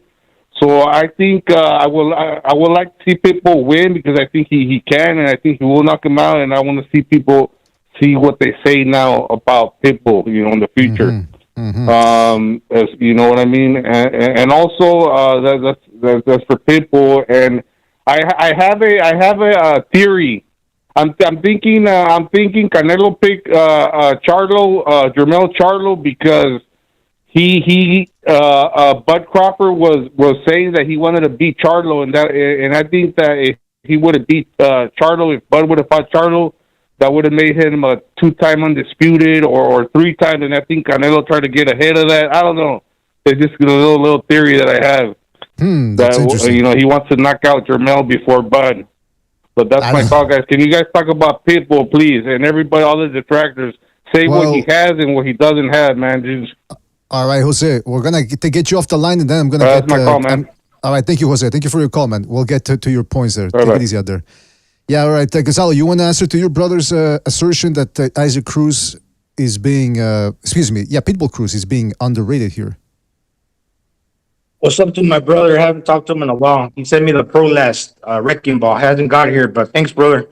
In the spring, hey, Yeah, no, I say the same thing about Pitbull. He's a good fighter, man. He showed excellent defense against Gervonta Davis. He's got a thick skull too. Remember when we used to box over at the fucking over by the house and the vacant lots over there, Jose, and that Chilango dude? We used to box with him. He had a hard head, no. Fucking yeah, man. The fucking Chilangos, dude. The dudes from the capital of Mexico, man. They're tough, and he's a good fighter too, man. And everything my brother said, yeah, it was on point, dude. I'm a big fan of Pitbull Cruz too. Jimmy, what do you think about Isaac Cruz? Do you think he's being mishandled over there at the PBC? They're just keeping him on ice for Tank Davis? Or? I think he's an exciting little fighter when he comes to fight. I don't like what I didn't like. I don't even know if it's him, but his handle is when he's turning down fights. You know, and some of the shit he says online, like, "Oh, you kidding me? That isn't worth what I'm worth." Like all this stuff. It's like, you know what I mean? He's exciting. He's tough as nails, right? Like Gonzalo said, comes from that part of Mexico. They make them all tough. But I guess it's like, dude, you still got to do something, man. This, you know, coming off a loss to Gervonta Davis, should you be really just turning fights down out of hand because you want another pay-per-view? It's just it's the PBC mentality over there, I think. And he's signed to the BBC, so it might not even be him. But yeah, that's the only thing I don't like. It's like, don't cash your checks before you fucking, do the work. Count your roosters before they hatch, exactly. And you know what? That's my little theory. Jose has his theory. I got my own little theory, and I think that's exactly it. That was a PBC that doesn't want Isaac Cruz to go to any other platform and lose, because then if he loses, they lose a potential opponent for Tank Davis, and they don't have that many. Again, remember, Tank Davis is not going to be fighting outside the PBC anytime soon.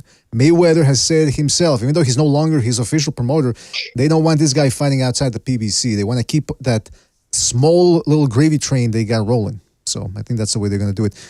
Let's go to... Well, after last night, I'd say Frank Martin would be good, but there's no way Errol Spence is going to match Frank Martin up with Davis now. I think he saw last night, like everybody else, this kid needs more seasoning.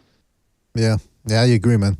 Yeah, Frank Martin's done nothing to deserve or to even be talking the way he's been talking. But anyway, we've already addressed that. Let's go to the phone call here. Let's go to 214. 214, you're on the air. 214, what's on your mind? Hey, what's up, guys? All right, I'm going to talk about 3 different fighters. I'm going to try to be quick. All right, first of all, you guys were talking about Inoue versus Fulton. You know, I love Inoue. He's my favorite fighter. Crawford was my favorite fighter, but Inoue, he's taking that spot. But I think I think there's a good chance he's going to lose against Fulton. You know, these boxers, they know how to sneak out the fight. They know how to, they know he's going to clinch when he get hurt. Fulton's going to clinch, man. So whatever. He's got to be very, very sharp, and he's got to cut out the ring perfectly.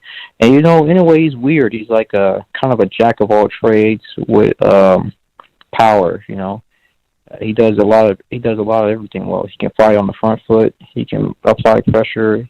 He can counter very effectively. That's probably his best one. And he can pretty much do it all. Sometimes he can be pretty slick. But I just think. I think it's too much. I think fighting the best guy there in your 4th weight class, I don't think Canelo would even try something like that. Canelo took Kovalev instead of a Beterbiev or a Bivol. I just don't think. I think it's too much, And I think super bantamweight, if he is able to beat Fulton, he's got plenty of competition there. He's got Neary, he's got Casemiro's done moved up, he's got Sam Goodman. Tapales, he's got lots of good work there. So if he can get past Fulton, then he's a surefire Hall of Famer. You know how Americans are. We like to discredit anybody who's not American that's doing great stuff. And what about the other 2 fighters Frank, that you want? I think you can go ahead. No, I was going to ask you that about the 2. You said 2 other fighters you had in mind. Oh, Frank. I think he did enough to win. I really think Frank did enough to win. But the problem was that Armenian guy, he was really hurting Frank with those body shots. That was the big problem. And yeah, I think he's doing okay. You run into guys like that. Kostaju ran into a guy just like the guy that Frank fought right before he fought Zab Judah. and people were like complaining, saying that he won the fight, which he really didn't. It was just a tough tactical fight, you know. And third, there's another guy. Who else did you guys talk about? Did you talk about who talked about? Isaac Cruz. Yeah. Isaac Cruz, he's a good fighter. He's got great defense. He's explosive. He can pivot a little bit. He can fall.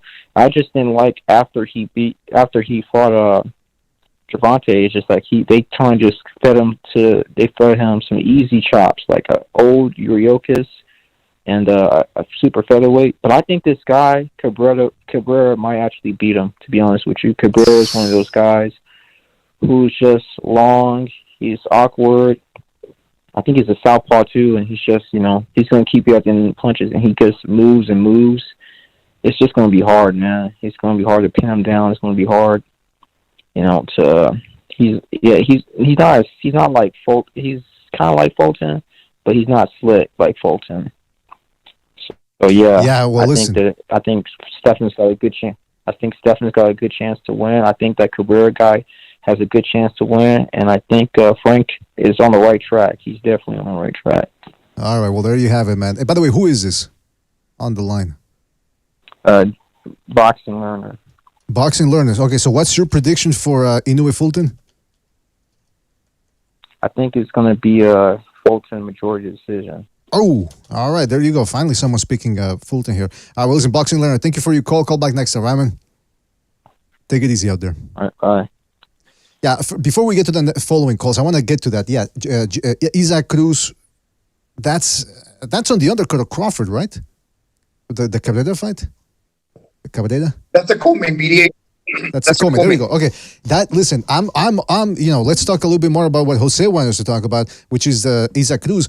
This Cabrera guy, which by the way, I think his nickname is El Cabron, which is very loose and uncouth, if you ask me. Be that as it may, this guy is a southpaw. He's always moving. He's got good punching power. But I don't like his chin up in the air. Watch his fights, fellas. Watch Cabrera's fights on YouTube. He keeps his chin right there, and that's what Isaac Cruz loves. He loves to get low, change angles, and then boom, throw some overhand shots. So I could see Cabrera outboxing the guy and then catching a big shot and getting his ass knocked out. So we'll see what happens. Let's go back to the phone lines here. Don't forget to hit the like, fellas. Hit the like, hit the like, hit the like. Give us your predictions for Inoue Fulton. Let's go to 416. 416, you're on the air. 416, what's on your mind? Yo, what's going on, BDA and crew? Like 3 callers back, I liked his analysis. He was really on point. The one thing that worries me about Inoue Fulton is that since the Teo fight where he fought who was it? Who are you talking about? You talking about Fulton? Was it? Yeah, no. I was just saying, like, previously in the year, like this year, who did Teofimo recently fight? Who was fucking champ? Before, he fought Josh Taylor, and before that he fought Xandor Martin. Yeah, Taylor. So Josh Taylor. Okay, so going into the Josh Taylor fight, I was going like, Josh has this clean, right? Because Teo's looking, he's all mental and shit, and he's questioning his own ability and whatnot. I turned around and I was just like, holy fuck, man! I gotta give Teofimo Lopez his respect, man, because he threw it in there, and like I didn't expect that. I was not rooting for him. I was like actually expecting Teofimo to get his fucking, get schooled. But he went in there and turned it right around, and I have to give respect to him. And taking in light to that fight, I'm concerned that Inoue might be an upset. You know what I mean? Like, I cut this as almost like a 50-50 fight, but the fact that there's a slight size differential and Fulton has he has cool boy stuff. He has a lot of shit to prove. Like, he's going abroad. he probably wants to pull off like a Haney thing. But whereas Haney, he actually knew, deep down, he goes, this is gonna be a nice fucking like little jog for me. I'll go to Australia because I know I'm gonna fucking take the heart of the emperor, quote unquote. He knew it. Like it was a done deal. In his like, whereas I think Steph, he's going there. If he does this, I fuck, man, I will be like super shocked. But in due respect, I mean, he's going there as for the money, clearly, and it was a smarter move because you would never got paid as much as in the U.S. Irrespectively. So it was a smart move from a financial standpoint.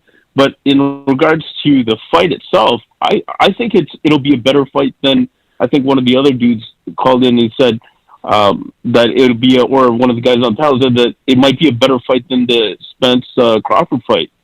Well, listen, it's in regards on paper, to activity, action, and on paper, caller, it's a very close. On paper, it's a close fight. There's no doubt about it. Now it's you got to put up or shut up. Now you got to give us your prediction.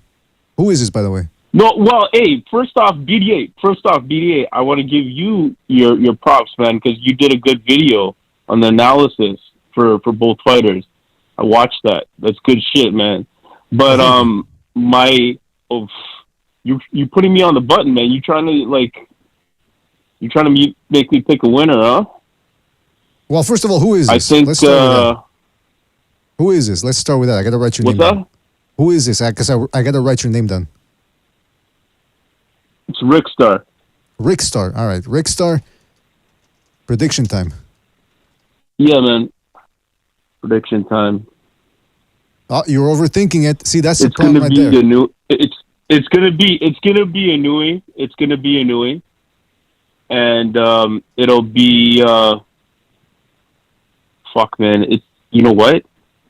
It could be as dramatic as a Nakatani knockout of Maloney. Meaning like a 12th rounder. Like wow, he'll spend he'll spend Cool Boy Steph's like energy. He'll gas him out a bit, and if he makes it to the 12th, then it'll be lights out. All right. Well, listen, Rick Star. Because so far this year, I have that Nakatani knockout as being knockout of the year. Oh yeah, that was a fantastic finish right there. Well, listen, Rick Star, we do have to move on here, so I got your prediction down. Yeah. Hold up, wait, BDA. One thing before I go. One thing. One thing. If any and all the listeners and guys that are following BDA and following boxing as true boxing enthusiasts, I know it's a long shot, but boycott that fucking Tyson Fury fucking goddamn fucking that are you tripping, fool? Ngannou fucking fight. Boycott it. No, boycott it, man. Boycott that shit. There's only one way to cut this guy away from the ankles is to like fucking like to leave him, his future and his past like lineage into obscurity. Don't watch him. Don't talk about him.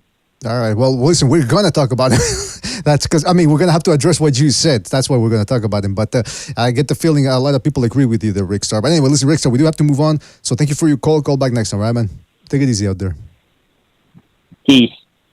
All right, then let's go to another phone call here. Let's go to 508. 508, you're on the air. 508, what's on your mind? All right, this is DP. Can you hear me? Oh, DP, what's up, man? How much DP have you been getting on these last couple of weeks?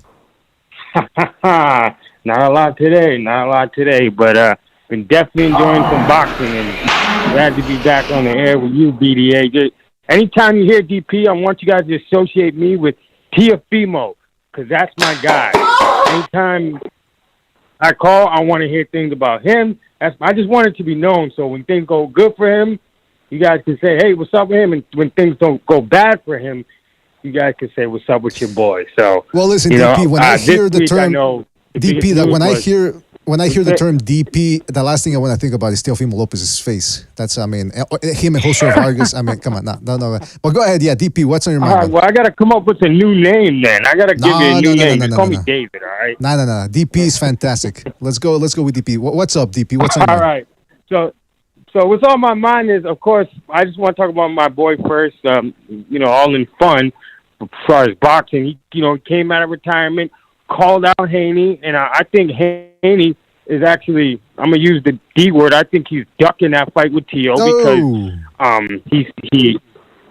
What? Well, you think I'm wrong? He unretired, and then he called him out on Twitter. I know that's not a lot, but still, the fight should be made. But last time I heard, Haney wants to go fight Prograis now. It's just like it's such a chump move. Like he's going for the weak fish. I'm not saying Prograis, is a bum, but out of Shakur Stevenson and Teofimo Lopez, if you're gonna fight Prograis, to me it seems like you're trying to go up and take the easy route. I don't know. What do you think? Well, let's talk about that. Well, first of all, do you have anything else to say? Because that's the next subject we're gonna touch on. So yeah. Okay, I'll make it quick. I know you got callers. All right, so with Fulton and Inoue, I got Inoue by decision, and I got to brag a little bit so far. If you got the record, I've been 2-0. I picked, I think I picked Haney by split decision, and I forget the last one I picked, but I think, Teo over Taylor, because everyone was picking Taylor, and I picked Teo. So I got Fulton I'm going to go with, I got Inoue. Let me clarify that. I have Inoue, not Fulton. I've never seen Fulton fight live. Only thing I've seen is what you have on your video. So that I'm going with Inoue by decision because I think Fulton's going to be able to not be knocked out because Inoue is moving up in weight to 122. So I think Fulton be more comfortable at the weight class. I think Inoue's just a dynamic fighter. One of the best of this generation. So that's going to be a tough uphill battle for Fulton. And I'm going to pick Bud Crawford versus Spence. Oh, okay. Well, that's still away, but we're going to get to that one later on. I mean, later in the week, of course. Well, shout out to you, DP. We got to move on, but thank you for your call. Call back next time, all right, man? Take it easy out there. All right. Thank you, BDA. Appreciate you. All right. Thank you. All right, let's go to another phone call here. Let's go to 240. 240, you're on the air. 240, what's on your mind? Hello? Yes, 240, you're on the air. Hey, hello. Yeah, I just wanted to say, what was the question? Was the question? Are you guys debating if the pound for pound title is on the line? Is that what the conversation is about? I mean, if Inoue beats Fulton, does he become the de facto? That means on the speed. Yeah, I was gonna say if Inoue beats Fulton, he's definitely top 2 or top 3. I don't know if Fulton beat him though. What do you guys think? Well, I gave him a very good shot, man. I've already, in the beginning of the show, we told people how we think Fulton could pull off the win. So we wouldn't be surprised if Fulton does pull off the game plan we outlined. Yeah, Fulton is not a bad fighter. Also, I had one more question for you. Do you think it's fair for Ortiz to move up to 154? Is it 154, right? Without fighting Stanionis or Butaev? What do you guys think, Gonzalo, Jimmy? Well, it's not a question of fair. It's a question of life and death at this point. And from what I've heard, a little more detail on that. At this point, gentlemen, I'd be honest if he comes back. I'd be surprised if he even comes back. Well, what does that mean? If he fights again. What's happened to his body? He's had a rare thing with it's called like the hemo. The actual butcher the actual pronunciation, but it was more than just fainting. He went into a full body convulsion where your body cramps up. What happens when you don't take the weight off right? You become emaciated, right? Your body's in starvation mode. It starts eating itself to stay alive, and then so that puts undue stress on your body to begin with. And then when you're training hard, you build up lactic acid. You get a knot in your body. It's just lactic acid. So what's happened, he was getting full body lactic acid. And from what I was told, I guess, again, I don't know how true this is, but they had to do CPR on him. Ugh. Like, I was told that his heart stopped for a minute because, I mean, and it can kill you. Make no mistake. It's actually called hemodynamic, it's Severely elevated levels of lactic acid can cause a profound hemodynamic consequences that lead to death. Basically, it's lactic acid spills into your heart and can kill you. And the thing is, once it happens once, it's like lays down a pathway to happen again. So, and he did that by staying in a class too long and not having a proper nutritionist. Meaning, when you take off the weight, you're sitting in a sauna. That sucks all the nutrients out of your body. He wasn't taking the weight off proper and then working like a dog in the gym. And this is the second time it's happened to him. That and the doctor, according to some reports too, Dan Raphael reported too that what Oscar's saying that it was Lopez himself pulled himself out of the fight. It wasn't. The doctors said they would make sure he doesn't fight again. So yeah, it's a big thing. Like what would happen, and I'm not hoping that he's one of my favorite fighters. You know what I mean? He's the balls, but I would not be surprised, put it that way, if we don't ever see that kid fight again. Well, first of all, I'm just saying. First of all, I don't know what's more disturbing, that medical condition he has, or the fact that a guy wrapped his lips around his. That is disgusting. And I don't I got nothing against those people, but like people from who bat for that team, I root against that team, if you know what I mean. So Ortiz is not in a good place. Caller, does that sort of answer your call a little bit there? Yes. Thank you, guys. Have a good one. Thank you, man. Thank you. Take it easy. Call back next time. All right. Yeah. So, man, that's some disturbing news right there. Virgil Ortiz might not fight again. I got to tell you, though. Again, that's just my opinion, because I think what happened to him medically is that severe. Not saying he can't come back, but there's questions around his health. Like, you know what I mean? Of course, he could push it, but at what level? You know what I mean? Do I really want to die for this?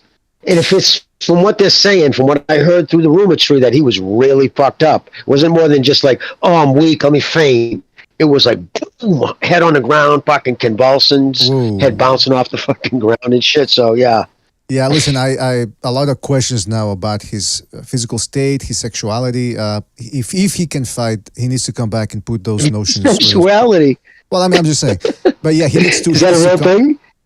Well, I mean, some dude wrapped his lips around him and gave him tongue. Oh, you fucking bastard. I'm just saying. That's funny. Well, hopefully, hey, listen, this is the real coming winner for your children. Yeah, the real winner here is Jaron Ennis and the rest of the 147-pound division, because now this dude might be out of commission. And he had a very good shot of taking over that division. So we'll see what happens. Hopefully he's okay. I mean, but if he does come back, he's coming back 154, 100%. Exactly. You're never going to see him at 147 again. Mm-hmm.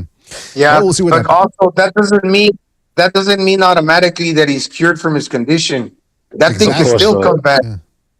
And it damages your kidneys permanently. So we got to see how bad done. All right, it causes fatigue.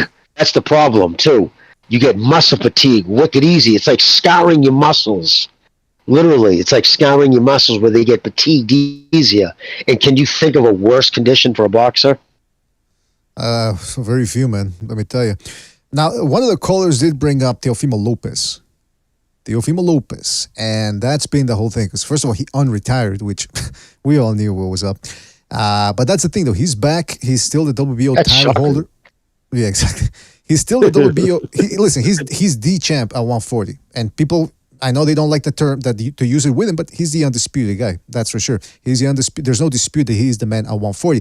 Now, apparently, Devin Haney wants to move. Devin Haney doesn't know what he's gonna do in his career. He doesn't know. He doesn't really seem to want to fight Loma again. Then there's the Prograis possibility. I think he tweeted out to Prograis October, meaning they're working on October fight. Then, of course, there's the possible Teofimo Lopez about. And some people are saying that he's gonna be ducking Teofimo Lopez, which, I mean, it's not like he's mandatory or anything. So, but what do you think? What? And then on top of that, Devin Haney got his ass arrested apparently for having a gun in his car. Guys, what's going on with Devin Haney here?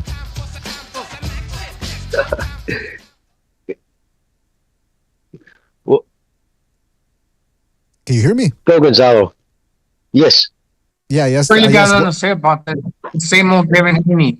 He's always taking calculated moves, him and his dad. But in the middle of them trying to control everything, they're always getting found out for being the people they are. Well, first of all, I don't. I was listening to Rep It the other day, and I agree with what they were saying on the show. This all seems like a calculated stunt. That the whole getting arrested thing there. First of all, I don't think anybody would dare be caught being photographed in front of their car. And look at the color of those seats, aqua blue. Under a gray finish. I mean, what is that? Is a disgusting choice of colors, which makes me, just like I'm doubting the sexuality of Virgil Ortiz and his physical state. I doubt Devin Haney. First of all, he married a stripper, apparently they said, or a porn star, or some a woman of that nature, by the way, of that ilk, of that stock. Then he buys this. Then he's got a gun in there. They said that the gun might not have been his, that it was with one of the guys he was hanging out with, which then begs the question, why is a guy who, for all intents and purposes, was raised in an upper class neighborhood, what's he doing hanging out with some of these grimy guys who are carrying illegal weapons around? And I mean, that's what I'm saying. I think this is a stunt to really get himself some publicity, to stay in the public eye. What do you guys think? Well, in order for that to do the claim, there's no respiratory. He could have a license in Nevada to carry concealed, but California doesn't recognize it. So the fact that he's going to it with somebody else's gun, that doesn't matter. You're in possession of it. You can say, "Oh, there's a murder. I know it was in there," unless your boy is willing to show up at court and say, "Yep, no, that was mine. I left it there. I had no idea." And then even if that dude has a license to carry, his ass is in trouble for leaving it unsecured in somebody else's car. So somebody's going to have to be willing to take a hit for him if that's the defense he wants to go with. Other than that, California, if this was 15 years ago, he would have probably saw 6 months in jail. I mean, there was no joke. It's just, they want to disarm anybody, but yet they're not putting anybody in jail, getting caught with. I mean, Massachusetts, it's 1 year minimum mandatory in prison. That's what it was, regardless. First offense, 1 year, automatic. It's one of the most, draconian, strict laws in this country, but we're very close with California. Although his celebrity and that insane lunatic DA in L.A., they're going to work out some kind of agreement. But I think what happened, I just think he's a part of the whole thing. The same reason why that young basketball player who's got $40 million on the line with all his contracts won't stop showing handguns, even though they said do not show another handgun online, and he keeps doing it. It's a part of that whole culture right now. It is what it is. And I think that he wants to be. Did you see that picture I posted? It was him and Knight's fucking. It was his new avatar. I think that explains it right there. I think he sees that a lot of people get on him about that. He's just a boy from the suburbs pretending. So I think what they're doing, he wants to, I mean, did you guys see the video of him recently leaving the nightclub? It was on TMZ. Let me play that. Jimmy. That's classic. Yeah, Jimmy sent me this clip, and when I saw this, that's what clinched it for me that this whole gun thing might be a publicity stunt. Let me play you this clip that again Jimmy sent us, and you tell me that this doesn't stink of a guy who's trying to be more than just a way too hard. Yeah. Stay away from the car, please. What's up, champ? We got some fans out here for you, champ. What's happening? Yeah, nobody knows who the fuck he is. Yeah, he's acting. They're acting like he's fucking Bill Clinton. Look at that. He's got a strobe light. Jimmy, what's going on? Break it down for us. He's got the bouncer. What's up, champ? And see, he starts way back in the club with the fucking strobe light. And he goes, security. At first I thought he was stuttering, but he's going, security, security, security. Get away from the car, please. And people gotta look over his shoulder, and this guy's using a strobe light. He's doing everything he can to get attention. Look, it's somebody important. It's a chimp. And literally, even the girls kind of give a half a glance. And then some dude he said, go get me some fans. Because you hear what that dude said, how he worded it? We got some fucking fans out here for you, champ. I think he's got a couple of young kids over next to him. But it's man, that's so... Dude, you mean to tell me you think that you couldn't have just walked out of that club? Look at it. You couldn't have just made a beeline right to your car, talking with your boy, walked right to your car. Nobody would have noticed. But you got a fucking 6'7" circus freak with a fucking strobe light. It's just a security. It's so fucking... Man, it's so cringe. It's just so cringe. It would have been worse. The only thing worse would have been if the bodyguard would have started screaming, "We got the champ! We got the champ! Everybody, look, we got the champ!" Champ is here! And then on top of that, like you said, the guy's freestyling. We got the champs. Away. It's like, come on, man, just what is this? This is look. This actually looks worse. And I'm like, man. what are you looking for? $20? Because he's like, we got some fans out here for you, champ. Yeah, now this is actually worse. This is actually worse than just not being because then you get assholes like us making fun of it. I mean, listen, these guys, they want to be famous. They don't. People forget just because we know them and we talk a lot about them because it's a boxing show.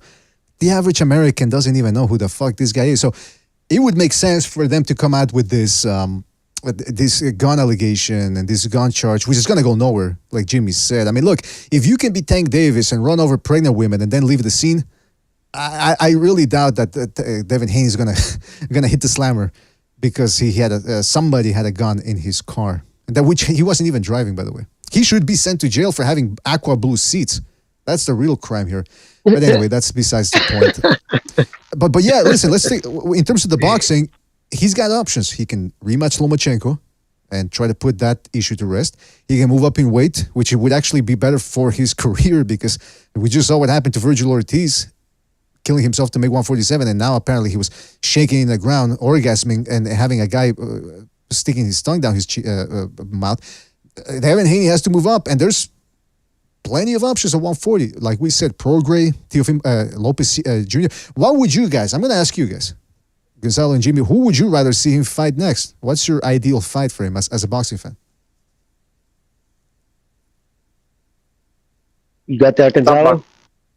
140 pounds. Jesus, who's there? Who's there? Damn, Who would you like to see him fight next, Gonzalo? Yeah, who would you like to see him everything being even. Loma 135. Yeah, me too. I'd like to see it, but I mean, I just don't see. I mean, Lomachenko would have to knock him out in the first round to get the win, and even then, I think there might be some shenanigans with the judges or the commission. They might overturn that for a knockout win to Haney. So I'd rather see, look, new blood, man. I want to see Haney versus Prograis or Teofimo Lopez, and that's the other thing. Prograis himself, the Ruguru, is going back and forth with Haney on Twitter. Prograis, not that long ago, was the boogeyman. People kept saying that, Jose Ramirez didn't want to fight him. These other dudes don't want to fight him, blah, blah, blah. He struggles against Lorenzo. No, not Lorenzo. His last opponent, Dominican dude. Now, all of a sudden, he sucks. Easy work for Haney. So that's the fight that I would look forward to more because he would answer a lot of questions. There's a lot of ifs and buts now. And again, I even they asked Lomachenko, and Lomachenko has said twice that based on what he's hearing, doesn't think that the Haneys are all that interested in a rematch. So let's say yeah. Well, I was saying, yeah, no, you're right. They're not interested at all. They're not going to run that back. So who would you like if Haney and Prograis were to fight next? Let's say in 2 weeks it happens. Who would you guys pick in that one? I'd say, Jesus. The thing about, I don't know. I'd probably go with Haney, but the thing with Prograis, he switches between styles. If you're gonna be a pressure fighter, stay committed to fighting as a pressure fighter because a pressure fighter eventually will end up breaking you down. But if you don't invest early, how are you gonna end up breaking somebody down if you're caught in between the two styles of switching from boxer to basically a boxer puncher? And I'm not saying that there's not ways to adapt if you're losing the fight, like a plan B. But I'm just saying stick to something. If it's working, keep going at it, and don't try to show your opponent too many different looks because in the end of the day, you're not going to get the objective done by doing it the way that you could do by basically breaking the dude down with your punching power. If you're switching back and forth. That's interesting. That's what happened to him in the fight. He was winning by applying the pressure, but then he started to hang his head on the side and fucking moving keeping trying to look a little too sweepy in there, and that's how he lost it. He lost the plot, in my opinion. Wasn't that the first time with that trainer? His last fight out, was that a new trainer? That's a good question. I don't know.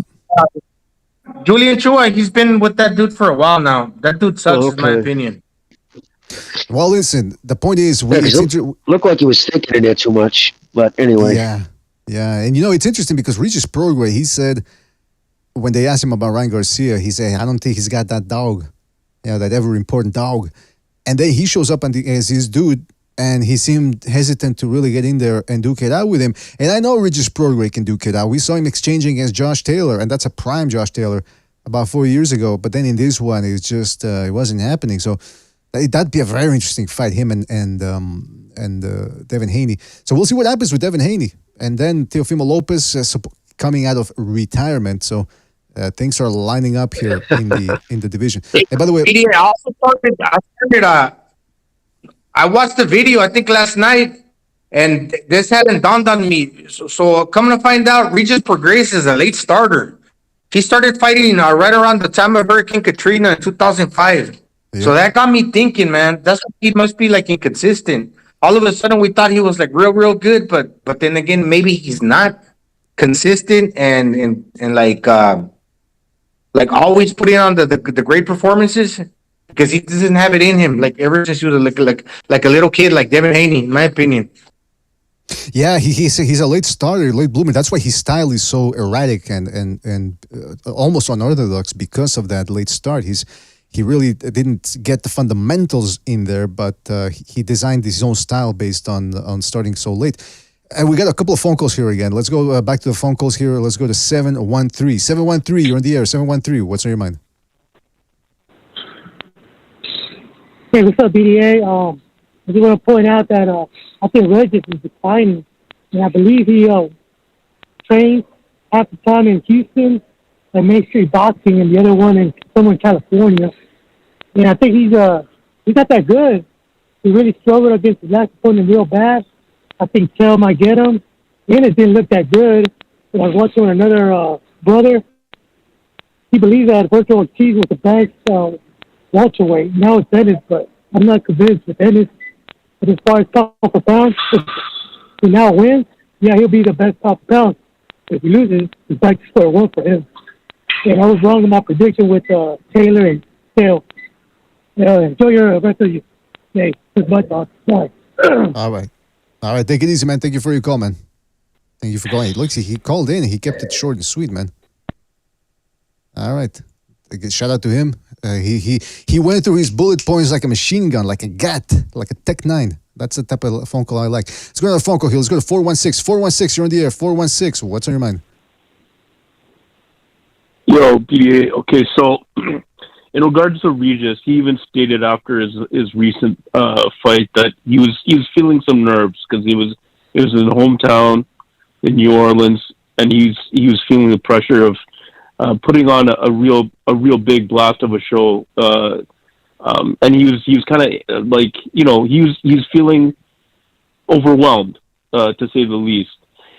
If he goes back to the way he fought Jung Cepeda and won that type of fight, we need that type of Regis. Now, what a lot of these other fighters, Devin Haney, Teofimo Lopez, some other, definitely fucking Benavidez and whatnot, they like to kind of, they want to see a fighter have some holes in their abilities. They want to see them kind of slip and have some deficiencies, and only then they'll be like, okay, they'll ball up and pull their pants up and go, yeah, sure, let's get into the fucking ring.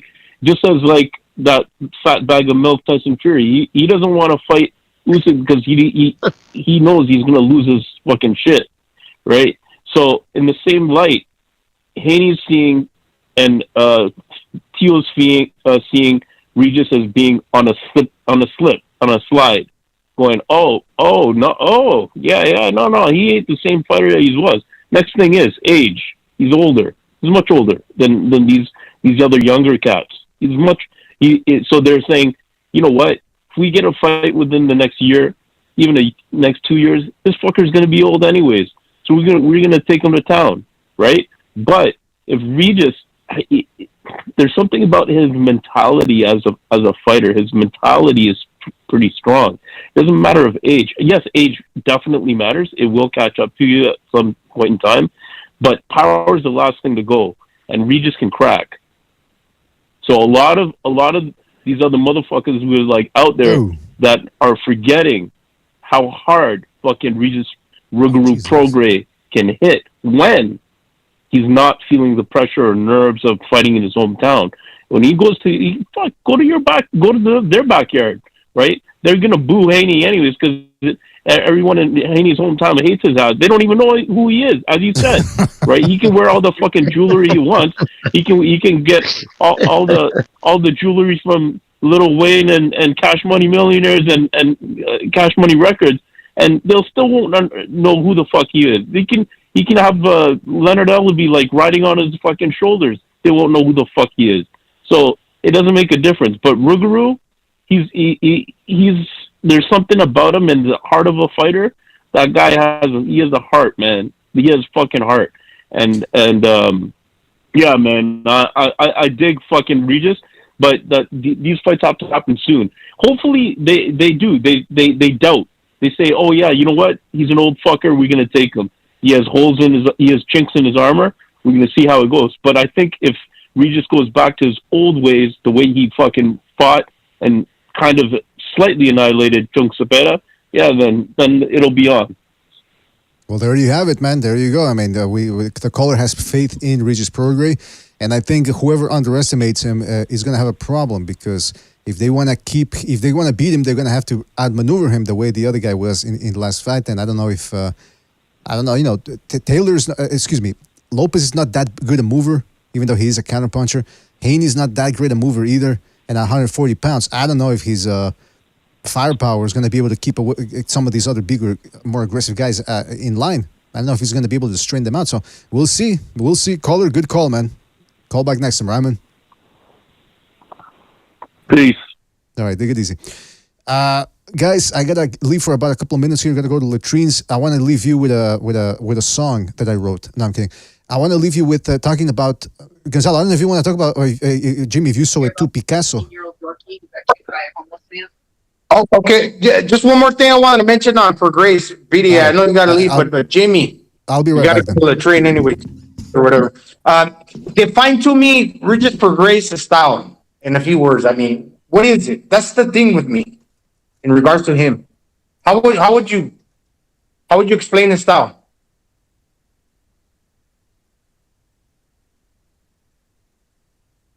Oh. Sorry, brother. My phone was checking out Gonzalo. What did you say? To me, can you explain to me Regis Prograis' style? Can you define his style for me? It's kind of oh my god, it's kind of like it's unorthodox. I think he tries to invoke kind of different styles. Sometimes it's almost the Philly shell with that arm forward. It doesn't seem like he's focused on one enough that I don't know. It's a weird style to do. He's kind of a counterpuncher, unorthodox. I'd list him as just like, if someone was asked, I'd say an unorthodox counterpuncher who carries his hands low.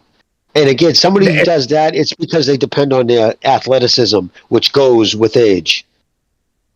And to me, that's where the problem lies, Jimmy.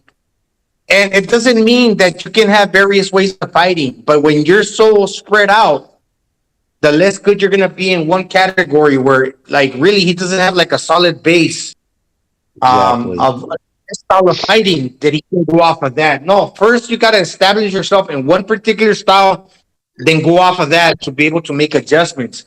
But him, okay, if I would have to give him some credit, I think he's a great body puncher. He hits fucking hard.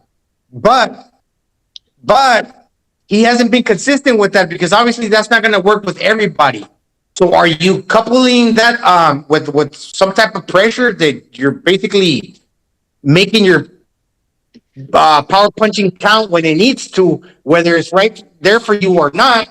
Or what are you doing to complement your game to at the elite level to where you're more of a complete package? Because obviously we know you hit hard. But, I mean, if you're hitting to the body, it's not going to always be there for you all the time. So what are you doing to really complement your game? Yeah, he wants to hang his head to the side like P.P. Whitaker and look a little flashy. And maybe it's one of those things in his mind that since he's a late starter, he wants to prove to himself that, oh, look, I can box. Let me prove it to you guys just so I can feel good about myself. But when it comes to the elite level, man, this is no time for experimenting. And I think that's where the problem is. That's a good point. No, I agree, and like you said, it's a foundation. With boxing, muscle memory, it has to be. You have to have a great, solid foundation. Like you teach everybody from the beginning how to do everything correctly. Learn to use your jab, do all that. Then, if you want to, depends on your athleticism, and then you can like try to work on or develop something with what you're good at, what's beneficial to the body. You know what I'm saying? Type of thing. Meaning, like you want to hide the fucking flaws and accentuate the pluses. There you go. But it's important to start with a good foundation. Exactly. Because then if they take away your natural talent, then what happens, right? So that's what he's got to work on, man. Now I wanted to talk a little bit too about what I was gonna say before. Alan Picasso Romero. Boy, this guy, he fought on the Golden Boy card. He was on the Zone, but you could watch it for free too on the Zone, I believe. And let me tell you, this Picasso fella, he's first of all, for people that don't know who he is, he's fighting 122 pounds. He's undefeated from Mexico. He fought a guy, unheralded guy from Africa. I think it was Africa. And Picasso just fucking tore through the guy. He's a tall guy, like I said, but he fights like with that aggressive style of just coming forward, combination punching, body shots, ended up stopping the other guy. This is a 122-pound division that has some potential good opponents. You never know. Gazella, what did you make of him? I mean, he's certainly like he's being promoted like the next best thing, and I think this is the second fight I watch of him. And I mean, I wasn't looking too much at the speed because obviously he's fighting to the speed of like whatever the opponent's offering him, and basically he's the guy controlling. He's putting pressure. He's consistently going to the body. He's breaking the opponent down, and eventually he got the job done. So all I can say is that dude he's coming forward. He's putting pressure. And he's going to the body, and although he got a 50% KO ratio, it looks like when the shots are landing, he's hurting the opponents. Maybe not that one punch, knockout type of punch, obviously, but at least he's consistent with the pressure and the body shots, and he's from the capital of Mexico, so he got that gas tank. So he's pretty good. It's not that he don't have the speed; it's just I have to watch him in other fights to really tell against a faster fighter how he matches up against the speed differential, whether he's a slower or faster guy, or whether that doesn't matter because he utilizes the pressure and the timing to beat the speed. But yeah, he's pretty good. He's pretty good, BDA. He's very aggressive. That's what I like to see. A guy that goes in there and throws combos, puts and pressures a guy. 122 pounds. I was thinking about him versus Figueroa would be great, but then I remember, Figueroa's at 126 now. So I don't think he's quite ready for.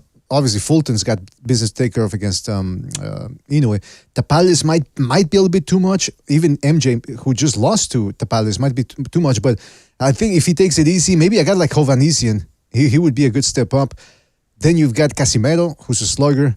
You got Luis Neri, who's another slugger. I mean, if those are potentially explosive fights for Alan Picasso Romero. Yeah. Yeah, if this is the guy that was like, remember when back in the day in TV Azteca when Canelo Alvarez fought Leonardo Tyner, some black dude back in the day, and it was like, I think Canelo's coming out party. I mean, people probably like got excited for that fight. Obviously, Canelo had some buzz around him during that time, but with this guy, if this was Picasso's Leonardo Tyner, I mean, obviously they busted out like the mariachi, everything. No stops on that, man. He's got the push. So obviously, if that's the way they're going, man, the next fight they got to put him against better opponents, and he starts getting the job done. Hey, he's gonna be real popular because he's got a lot of buzz and hype around him. Absolutely, he's got the push, but does he have the shove? Remains to be seen. Don't forget to hit the like, fellas. Hit the like. Really helps us out. Let's go to a phone call here. Let's go to 336. 336. You're in the air. 336. What's on your mind? Yo, I'm back. So I guess we're talking a little bit about maybe Haney's potential options since we already got through the Fulton shit. Also, you didn't put me down. I had Inoue stoppage in round 8 like Gonzalo, by the way. Oh, wait. So Who is it's this? the Who Fire is this? Fist. Who is this? Oh, it's the Fire Fist. I called in earlier. I was The talking about how Fire like the Fist. Crawford fight and shit. Yeah. I think how you called Nonito before. and Inoue are gonna steal the show. You called before the DP, right? I think so. But anyway, yes, you said Inoue by 8 round Yeah, I stoppage. did. Oh, sorry, you're cutting out. Say that again. You said Inoue by 8 round stoppage, right? Right. And now for Haney's options. So we got Larry Lopez in here, who's a retard. He's like part of the Lick Deontay's Balls crew. So he says, Shakur Stevenson doesn't offer anything to Haney, so Haney should be the A side. Well, if Haney's okay with giving Shakur 25%, then he should be willing to accept 25% to fight Teofimo Lopez, because Teo is the man at 140. I was waiting to see what Prograis would look like, but Teo is the man who beat the man. He's a lineal champ. He's a Ring Magazine guy. He's the number one dude. So, like, he in my eyes, he's the undisputed man at the moment in the division. If Haney wants that fight, I mean, if he's lowballing Shakur, Haney should be willing to take 25% if he wants to prove how great he is. So that's just my opinion on that. And I don't think he wants to fight anyone, really. I really think he would do anything he can. He might even just say fuck it and get a contender fight at 140. So I want to muddy the waters at 140 and see how I feel. Not go to a champion right away. I don't think he wants Prograis. Well, actually, he might go for shot Prograis because he looks pretty shit. But like there are times when Prograis turns it up and he looks amazing. So yeah, first of all, let me just say this: Prograis so old. Fire Fist. Let me just say this, Larry. You gotta call in, man, because I usually don't care. When, no kidding. But I usually listen. Words are words. That's usually what I say. When somebody comes at you like that, you gotta call in and just say at least something, man, because this ain't a good look. Yeah, you gotta defend yourself, Larry. But Fire Fist, he's on the show all the time too, so you can't make an excuse saying, "Oh, I don't care about people on the show." He's on every fucking show, telling spewing his black privilege. So that's just my thing. Teo is definitely the A side in the fight. Now, I don't know if he really deserves 25%, or if Haney only deserves 25%. But since you got Haney low ball and Shakur, I mean, I think it should be a 65-35, 70-30 split in Teo's favor, easily. So we'll see where Haney's nuts are at, because I really don't think he wants that fight. He'd rather try and get maybe more of a purse against Regis, who is who looks maybe a little bit compromised. Because you got to remember, at 34, 35, not everybody's Usyk, not everybody's Loma. No one's a Roberto, not everyone's a Pacquiao or Roberto Duran that can go up multiple weight classes and fight bigger guys. Those are like all-time great guys. Not everybody can do that shit. So maybe it's Regis Prograis' time to lose. Anyway, maybe know what? But that's a Fire Fist. That's a great point you're making. That if he fights Regis Prograis has to take the crumbs that this guy gives him. But if he fights Teofimo Lopez is a hard head. Plus, he's got the title. He's gonna be dictating the negotiations, and Haney doesn't like that. Haney, you saw what happened against Kambosos. Yep. He was dragging it out until Lomachenko came in and said, "I'll take whatever you give me. I don't give a shit." And then you know what? You know what's so crazy about Lil Deb BDA? He was saying, "Oh, I'm scared I'm gonna get robbed in Australia. I'm scared I'm gonna get robbed." And they had all neutral judges. That is unheard of. When Usyk fought Anthony Joshua, especially in their first fight, they had a Ukrainian judge, a UK judge, and a neutral judge. Devin Haney wanted all neutral judges. But then he fights Loma in his biggest fight of his career, shits his pants, and gets 3 American judges in Vegas against a foreign fighter. That is unheard of. That is completely unheard of. I don't even think the Ward fight had anything that bad when Kovalev got robbed by Ward in their first fight. What Haney did was completely diva, and he also activated a 36-hour rehydration clause. So let's talk about like the difference between Haney and Loma and like their championship merit. Haney, the bigger guy, wants 36 hours to rehydrate to be his biggest. And then you got people that don't give Loma credit for fighting and beating and just, humiliating Rigondeaux. When Loma signed a rehydration clause so he wouldn't be too overweight to where the size discrepancy wouldn't be that big, like Loma could only weigh in, I think, around 134 or 135 for fight night. He couldn't get that much bigger than Guillermo Rigondeaux because Guillermo Rigondeaux was going up 2 weight classes, and Loma said, "Fine, no problem. I'm still going to whoop your ass." So that's what he did. But Haney gets 36 hours to rehydrate and gets his ass whooped. Well, listen, the boos were so bad that like you couldn't even hear Haney speak in the post-fight interview. It was that bad. Larry Lopez in the chat says that Larry Lopez in the chat says that he defends himself in the chat, but I mean that doesn't quite cut it. At least not on this show, especially when somebody comes at you the way. He's a bum. Well, I mean, also, I wouldn't call him a bum. I was like one last thing. I was kind of like torn on the Spence-Crawford fight. I don't know how great Crawford is, man. And we're going to find out. You know, at 36 years old, I mean, we'll see if he's up in there. We'll see if he's like kind of like not necessarily comparable to like a Pacquiao, but like, we'll see if he's comparable to Loma in terms of a career accomplishments. This is his first guy who's like close to the Hall of Fame, and Spence that he's fighting a legit fighter. We're going to see at 36 if he's got enough. You know, he's going to be the smaller guy. We'll see if he can turn it up and do it. But I got Spence by 8-4-9-3 UD. So that when that comes around, I got Spence UD. I was picking Crawford forever. And I know Spence has been inactive, but if Spence can look just as good as he did against Ugas, it won't be enough to stop Crawford, but I think it will be good enough to beat him. I think Spence can keep it at mid-range with them. He has like one of the best jabs in boxing in the mid-range. It's elite, honestly. And I think if he gets inside, I know Crawford's got long arms, but that's only going to be to his detriment. I know like Crawford likes to counter on the back foot, but if Spence gets him on the ropes, man, you know, starts working his way inside, I think it's bye-bye birdie for Crawford. I just think he's going to get beat up for most of the fight. So I got Spence 8-4-9-3 UD. And that's it, Mel Model. I'm out. All right. Actually, you're going to have to repeat that prediction later on on the episode, on the Crawford Spence episode next week. But right, I know. That's just like my thing. I know. You got me down for Inoue at 8, right? Yes, I do, Fireface. All right. Thank you for your call, Fireface. We'll catch you in the next one, man. Cool. Take it easy out there. Yep.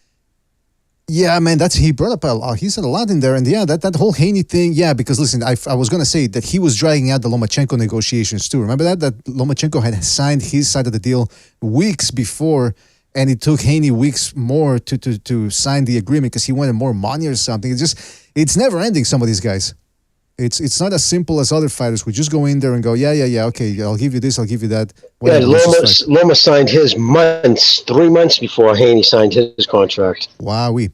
So I think that's why that's why Haney would rather face Prograis, like Fireface said, because Prograis really doesn't have that great a team, and he's the guy that doesn't have that many options out there. So it's like the way they do it in Hollywood, which is imploding right now, by the way, with all those strikes. But in Hollywood, what producers would really salivate over, and no, they're not salivating just over kids. They salivate over the fact that when they see let's say an Academy Award-winning actor who's coming off a box office bomb, and that's not a good thing, by the way. A box office bomb means it's a movie that just does horrible at the box office.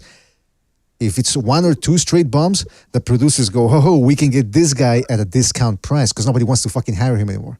And it's the same thing with boxers.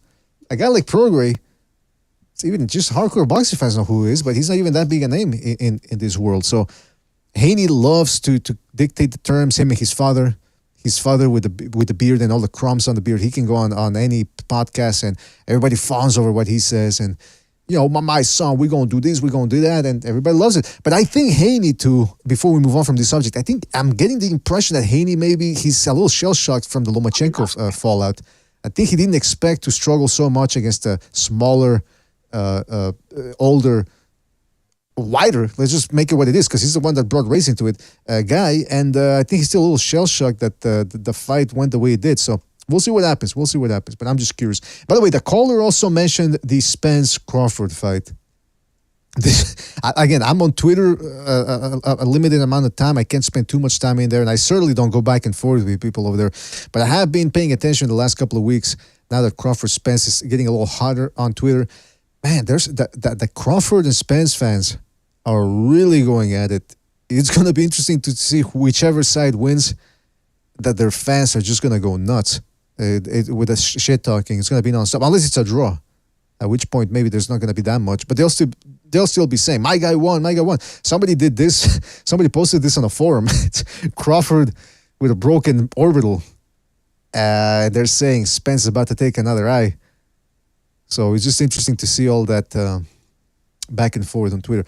But hey, speaking of back and forth, what was the other thing I wanted to talk about here? Oh yeah, Andy Cruz. Well, what? No, Spence is missing half a brain already, so better be careful come with on, that. wait a minute. What's that supposed to mean? Come on. No, I was gonna say Andy Cruz fought on the not like much, but it's true. In my opinion, Crawford can make more mistakes than other fighters because he got them long ass arms. It's a game of inches, and when he's pulling back and he's throwing that arm forward, kind of like how he caught Gamboa, he might be out of reach when you're trading punches and you got the other guy hurt and you get on the back foot at the same time you're punching forward. Them long ass arms will help you out. Gonzalo, you know how I always say that Crawford has orangutan arms because he's got very long arms.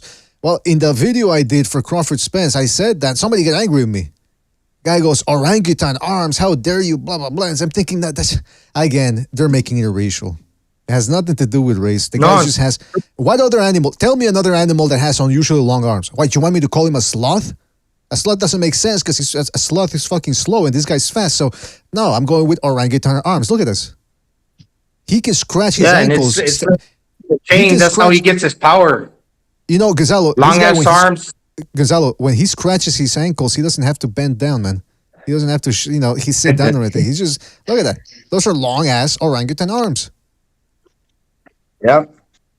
People get so offended now. People are always looking for something to get offended over. It's insane. It's disgusting, and I'm not gonna have it. Not on this show. What else was I gonna say? Andy Cruz. I was gonna say about Andy Cruz that the Olympic Cuban gold medalist who beat Keyshawn Davis in the amateurs. I think 4 times. I think every time they fought, he beat him. And he fought Burgos.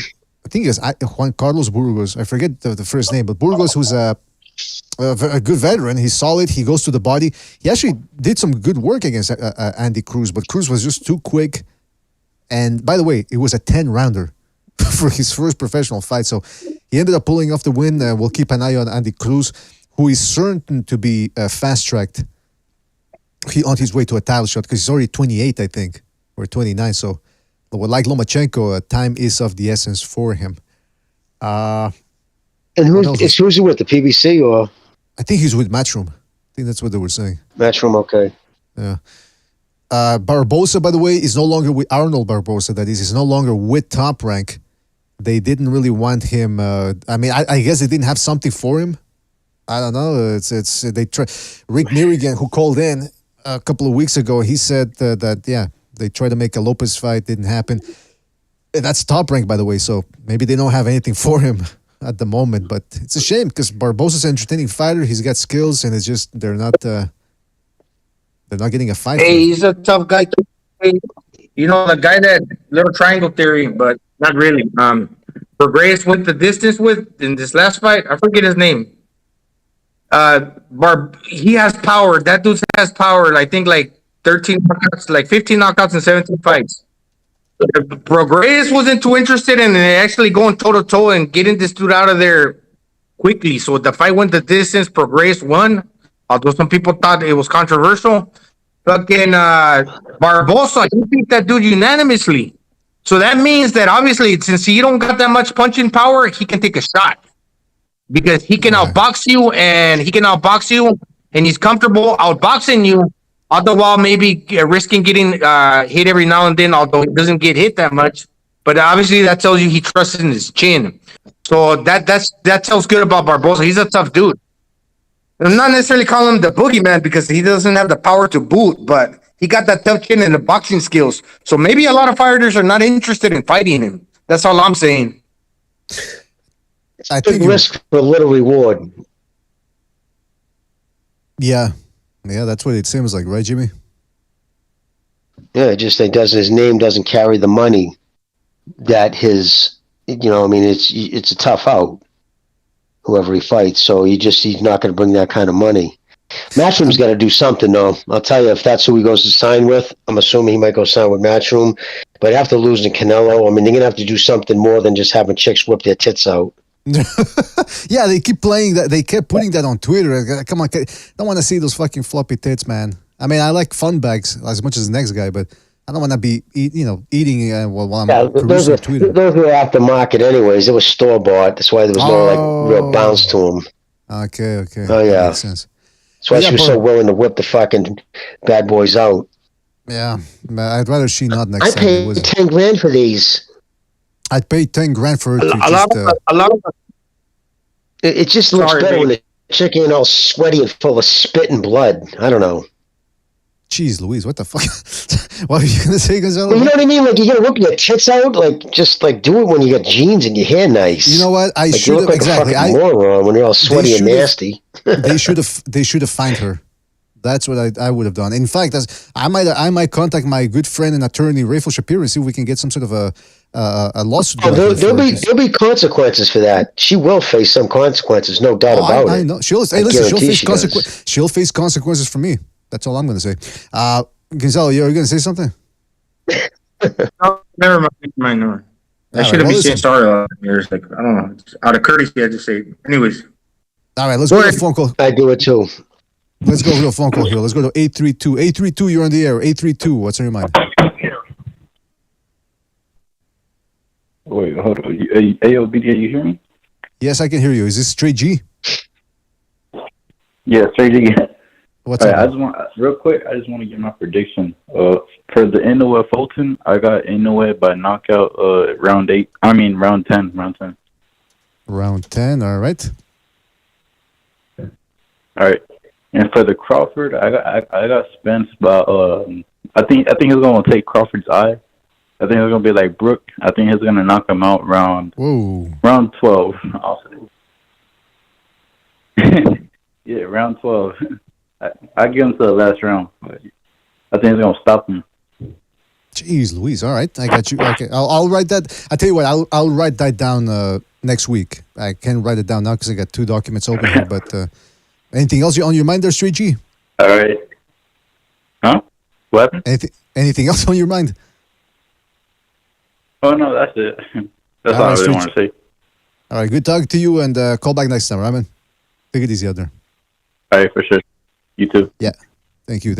All right, let's go to another phone call here. Let's go to 214. 214, you're on the air. 214, what's on your mind? Yeah, I wanted to talk about the Arnold Barboza thing. Yeah, it really sucks, you know. Arnold Barboza, he's a solid boxer. You know, seems like a pretty good guy, but you know, the Top Rank was really pushing the Lopez fight, and for some reason, Lopez is obsessed with trashing this guy. You know, he's obsessed with tearing him down and calling him, you know, I guess it's because he's been a pro for 10 years and he just now got his first championship fight against some former champion against Pedraza, you know. That might have been it. You know, yeah, that might have been it. I mean, this guy's, speaking of Blake Bloomers, he's 31. He started his career at 21, and it's gotten him, yeah. Yeah, he's going to be 32 this year. I think this whole free agent thing, you know, I was going to make a video about it, but it's just not going to work. He's going to have to sign with somebody. He's not powerful enough. He doesn't bring the money. It's just not that big of a deal. You know, people don't care about him like that enough for him to, you know, just stay free agent. He's got to be with somebody. And they're not just going to they're just not going to give away their best fighters. He's going to have to sign with Matchroom. He can fight Jack Catterall. That's the best fight he's going to get. You know? Yeah, that's a good point. Maybe the winner of Devin Haney and Prograis, if they fight, we don't really know what Devin Haney's still going to do yet. Because Regis is trying to talk to Eddie Hunter to see what's going to happen. Because if he doesn't fight Devin Haney, Regis got to fight Sandor Martin, another guy that's like that can fight like Zarrillo did in his last fight. And he made Teofimo look bad, and lots of people thought he should have got the decision. Hey, Kohler, you mentioned you have yeah. No, go ahead. As for Inoue, you know, Inoue, I was thinking about it. You know, his career is similar to that of Crawford. It's just that, you know, he just has a lot of title defenses because he beat, and a little bit of Joshua, because he beat Nonito when he was like 36, even though Nonito never lost at bantamweight. And he also beat Omar Narvaez at like 38. So even though those guys are good, Omar Narvaez, he's just good. Nonito's an all-time great. Even though he beat an all-time great, there was a little bit, you know, past their best. So that's why he really needs this Fulton when he needs an elite fighter in their prime. Mm-hmm, mm-hmm. Yeah, absolutely, man. Absolutely. So this fight, like I said, it's all on the line here for this one. Anything else you want to say, Caller, before we move on? I can't think of anything right now. That's pretty much it. All right, good to hear from you, and take it easy out there. Call back next time, right, man? Take it easy out there. Wait. Hold on. Go ahead. You guys still there? Yeah. Oh, I think the Crawford Spence. I got Crawford. I think by UD. I think Crawford by UD. All right. Well, listen, we'll be taking predictions for that one next week. So call back on the preview show. All right, take it easy out there, man. Have a good night. All right. All right. One last thing I wanted to bring up to you fellas on all of this. Anthony Joshua, apparently he's going to be fighting, what's his name?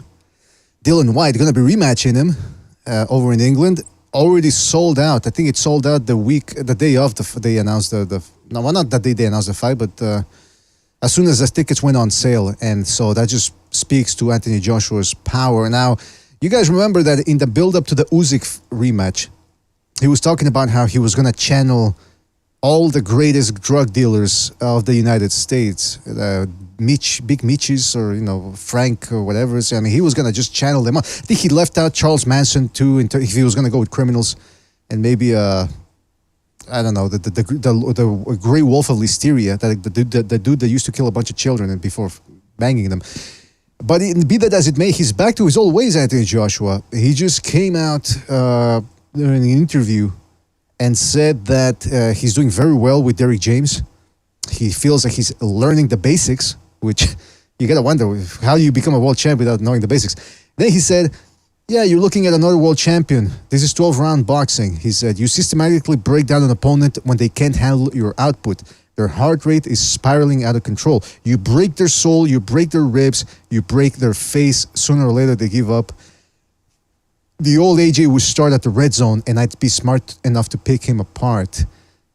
So he's talking about being more technical, but at the same time being more brutal than ever. He's talking about breaking bones. He's talking about breaking jaws, taking souls.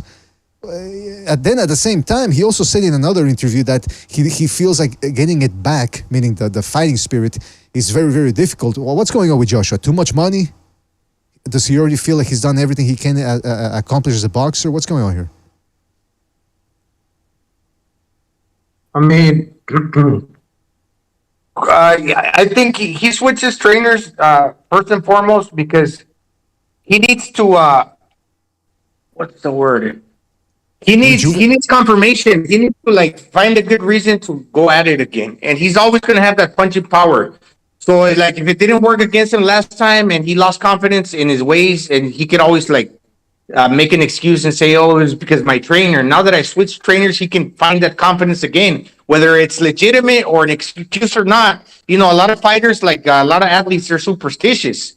If you can hang on to something that's going to give you that confidence back, hey, so be it. And if it works for him, and he found some really, he's found some newfound power, hey, good for him. It might work for him. Yeah, there you go. That's why a lot of these top fighters, that's what they do. After a loss, they switch trainers. Amir Khan, Oscar De La Hoya. Those are just a few of the names, the big names that we've had in the past decades, who they got one loss, they switch trainers. Then they're carefully matched so that they look good. And then they can attribute that to the trainers. Like, hey, man, I'm back. I'm learning all these new things thanks to this trainer. I'm a new guy. Bet on me. Give me all the title shots. Then they lose 3 fights later and they switch trainers. Derrick James right now is a hot trainer. That's the one that a lot of guys are going to him because some of these guys have been winning recently. But that's what happens all the time. I remember, for a while it was Buddy McGirt. These guys were pulling off upsets. All of a sudden, all these fighters that are superstitious and they want that X factor that's going to take them to the next level, they went to him. Then that Buddy McGirt is all news. Then it's Freddie Roach, then it's Robert Garcia, then it's Virgil Hunter. For a while it was Eddie Reynoso.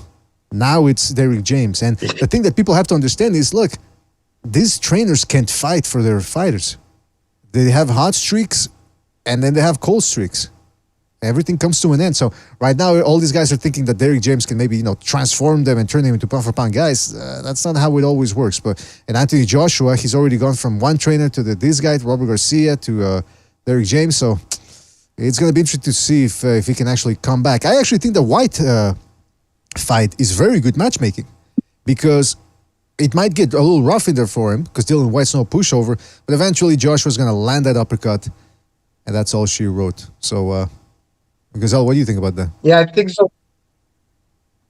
because although I think White hurt him in the first fight, he had him on the verge of getting him out of it, but Anthony Joshua came back. But yeah, I think although Anthony Joshua, like they say, he's like more robotic, he does throw clean, great punches, and he keeps them tight, like BDA says, he keeps them tight, like the uppercut.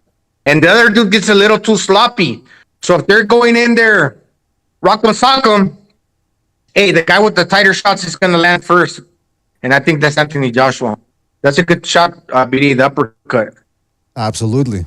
It's a great, Joshua doesn't get enough credit for his technique. He's got a good punching technique. That's why he can score. And it's not just the size, it's the way he throws his shots. And, lest you think that Joshua is a bum, I mean, I would invite you to look at Jared Anderson and Daniel Dubois and that, what was the name of that French boxer?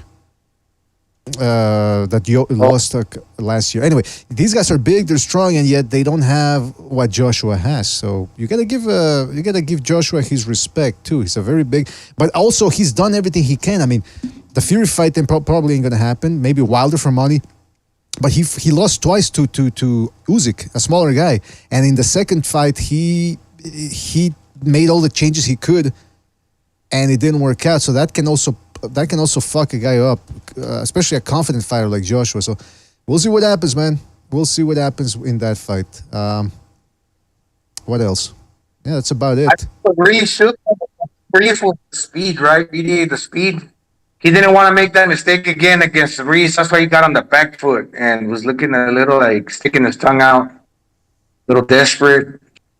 But then Usyk, you can't. It's not really a knock on him because Usyk is just such a great fighter, such a great talent that he did well in those fights. Actually, you can't take nothing away from him. From Anthony Joshua, he did what he was supposed to, but he still lost. That's just the way it is.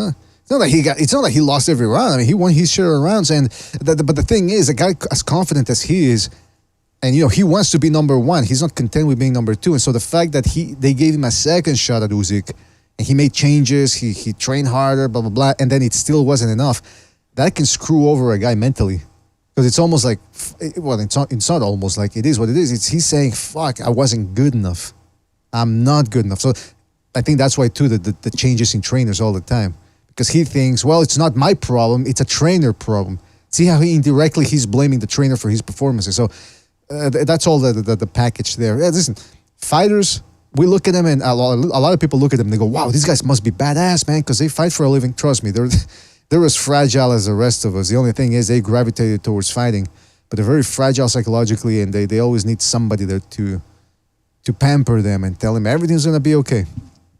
Well, listen, with that being said, we do have to move on here, or leave rather. It's 11 o'clock here in my neck of the woods.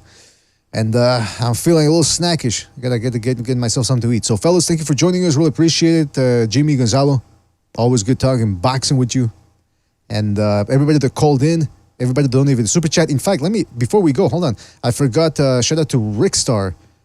Forgot to read his super chat. Let me put it up here on the big screen. He says, I just want to hit some of those pool parties that Shakur and Haney buy each other bottles of Hennessy at. Bottle service, biatches.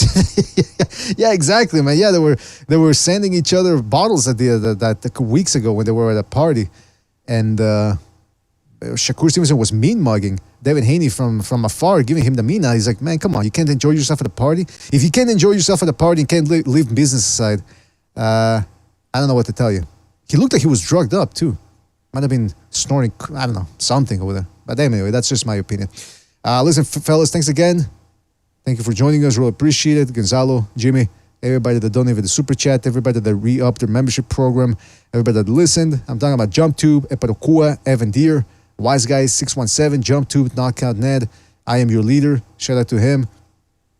The aforementioned Rick Star, Campos Vasquez, Straight G Turo, and many more people. Fellas, sorry, I gotta go, so I can't keep up with every name here, but you guys know who you are. Thank you for listening. Always appreciate your viewership. We'll catch you on the next one, fellas. Thanks again for watching. Take it easy. Have a good night. I'm disappointed in every one of you. I'm sorry, I don't mean to offend you. I'm disappointed in everyone.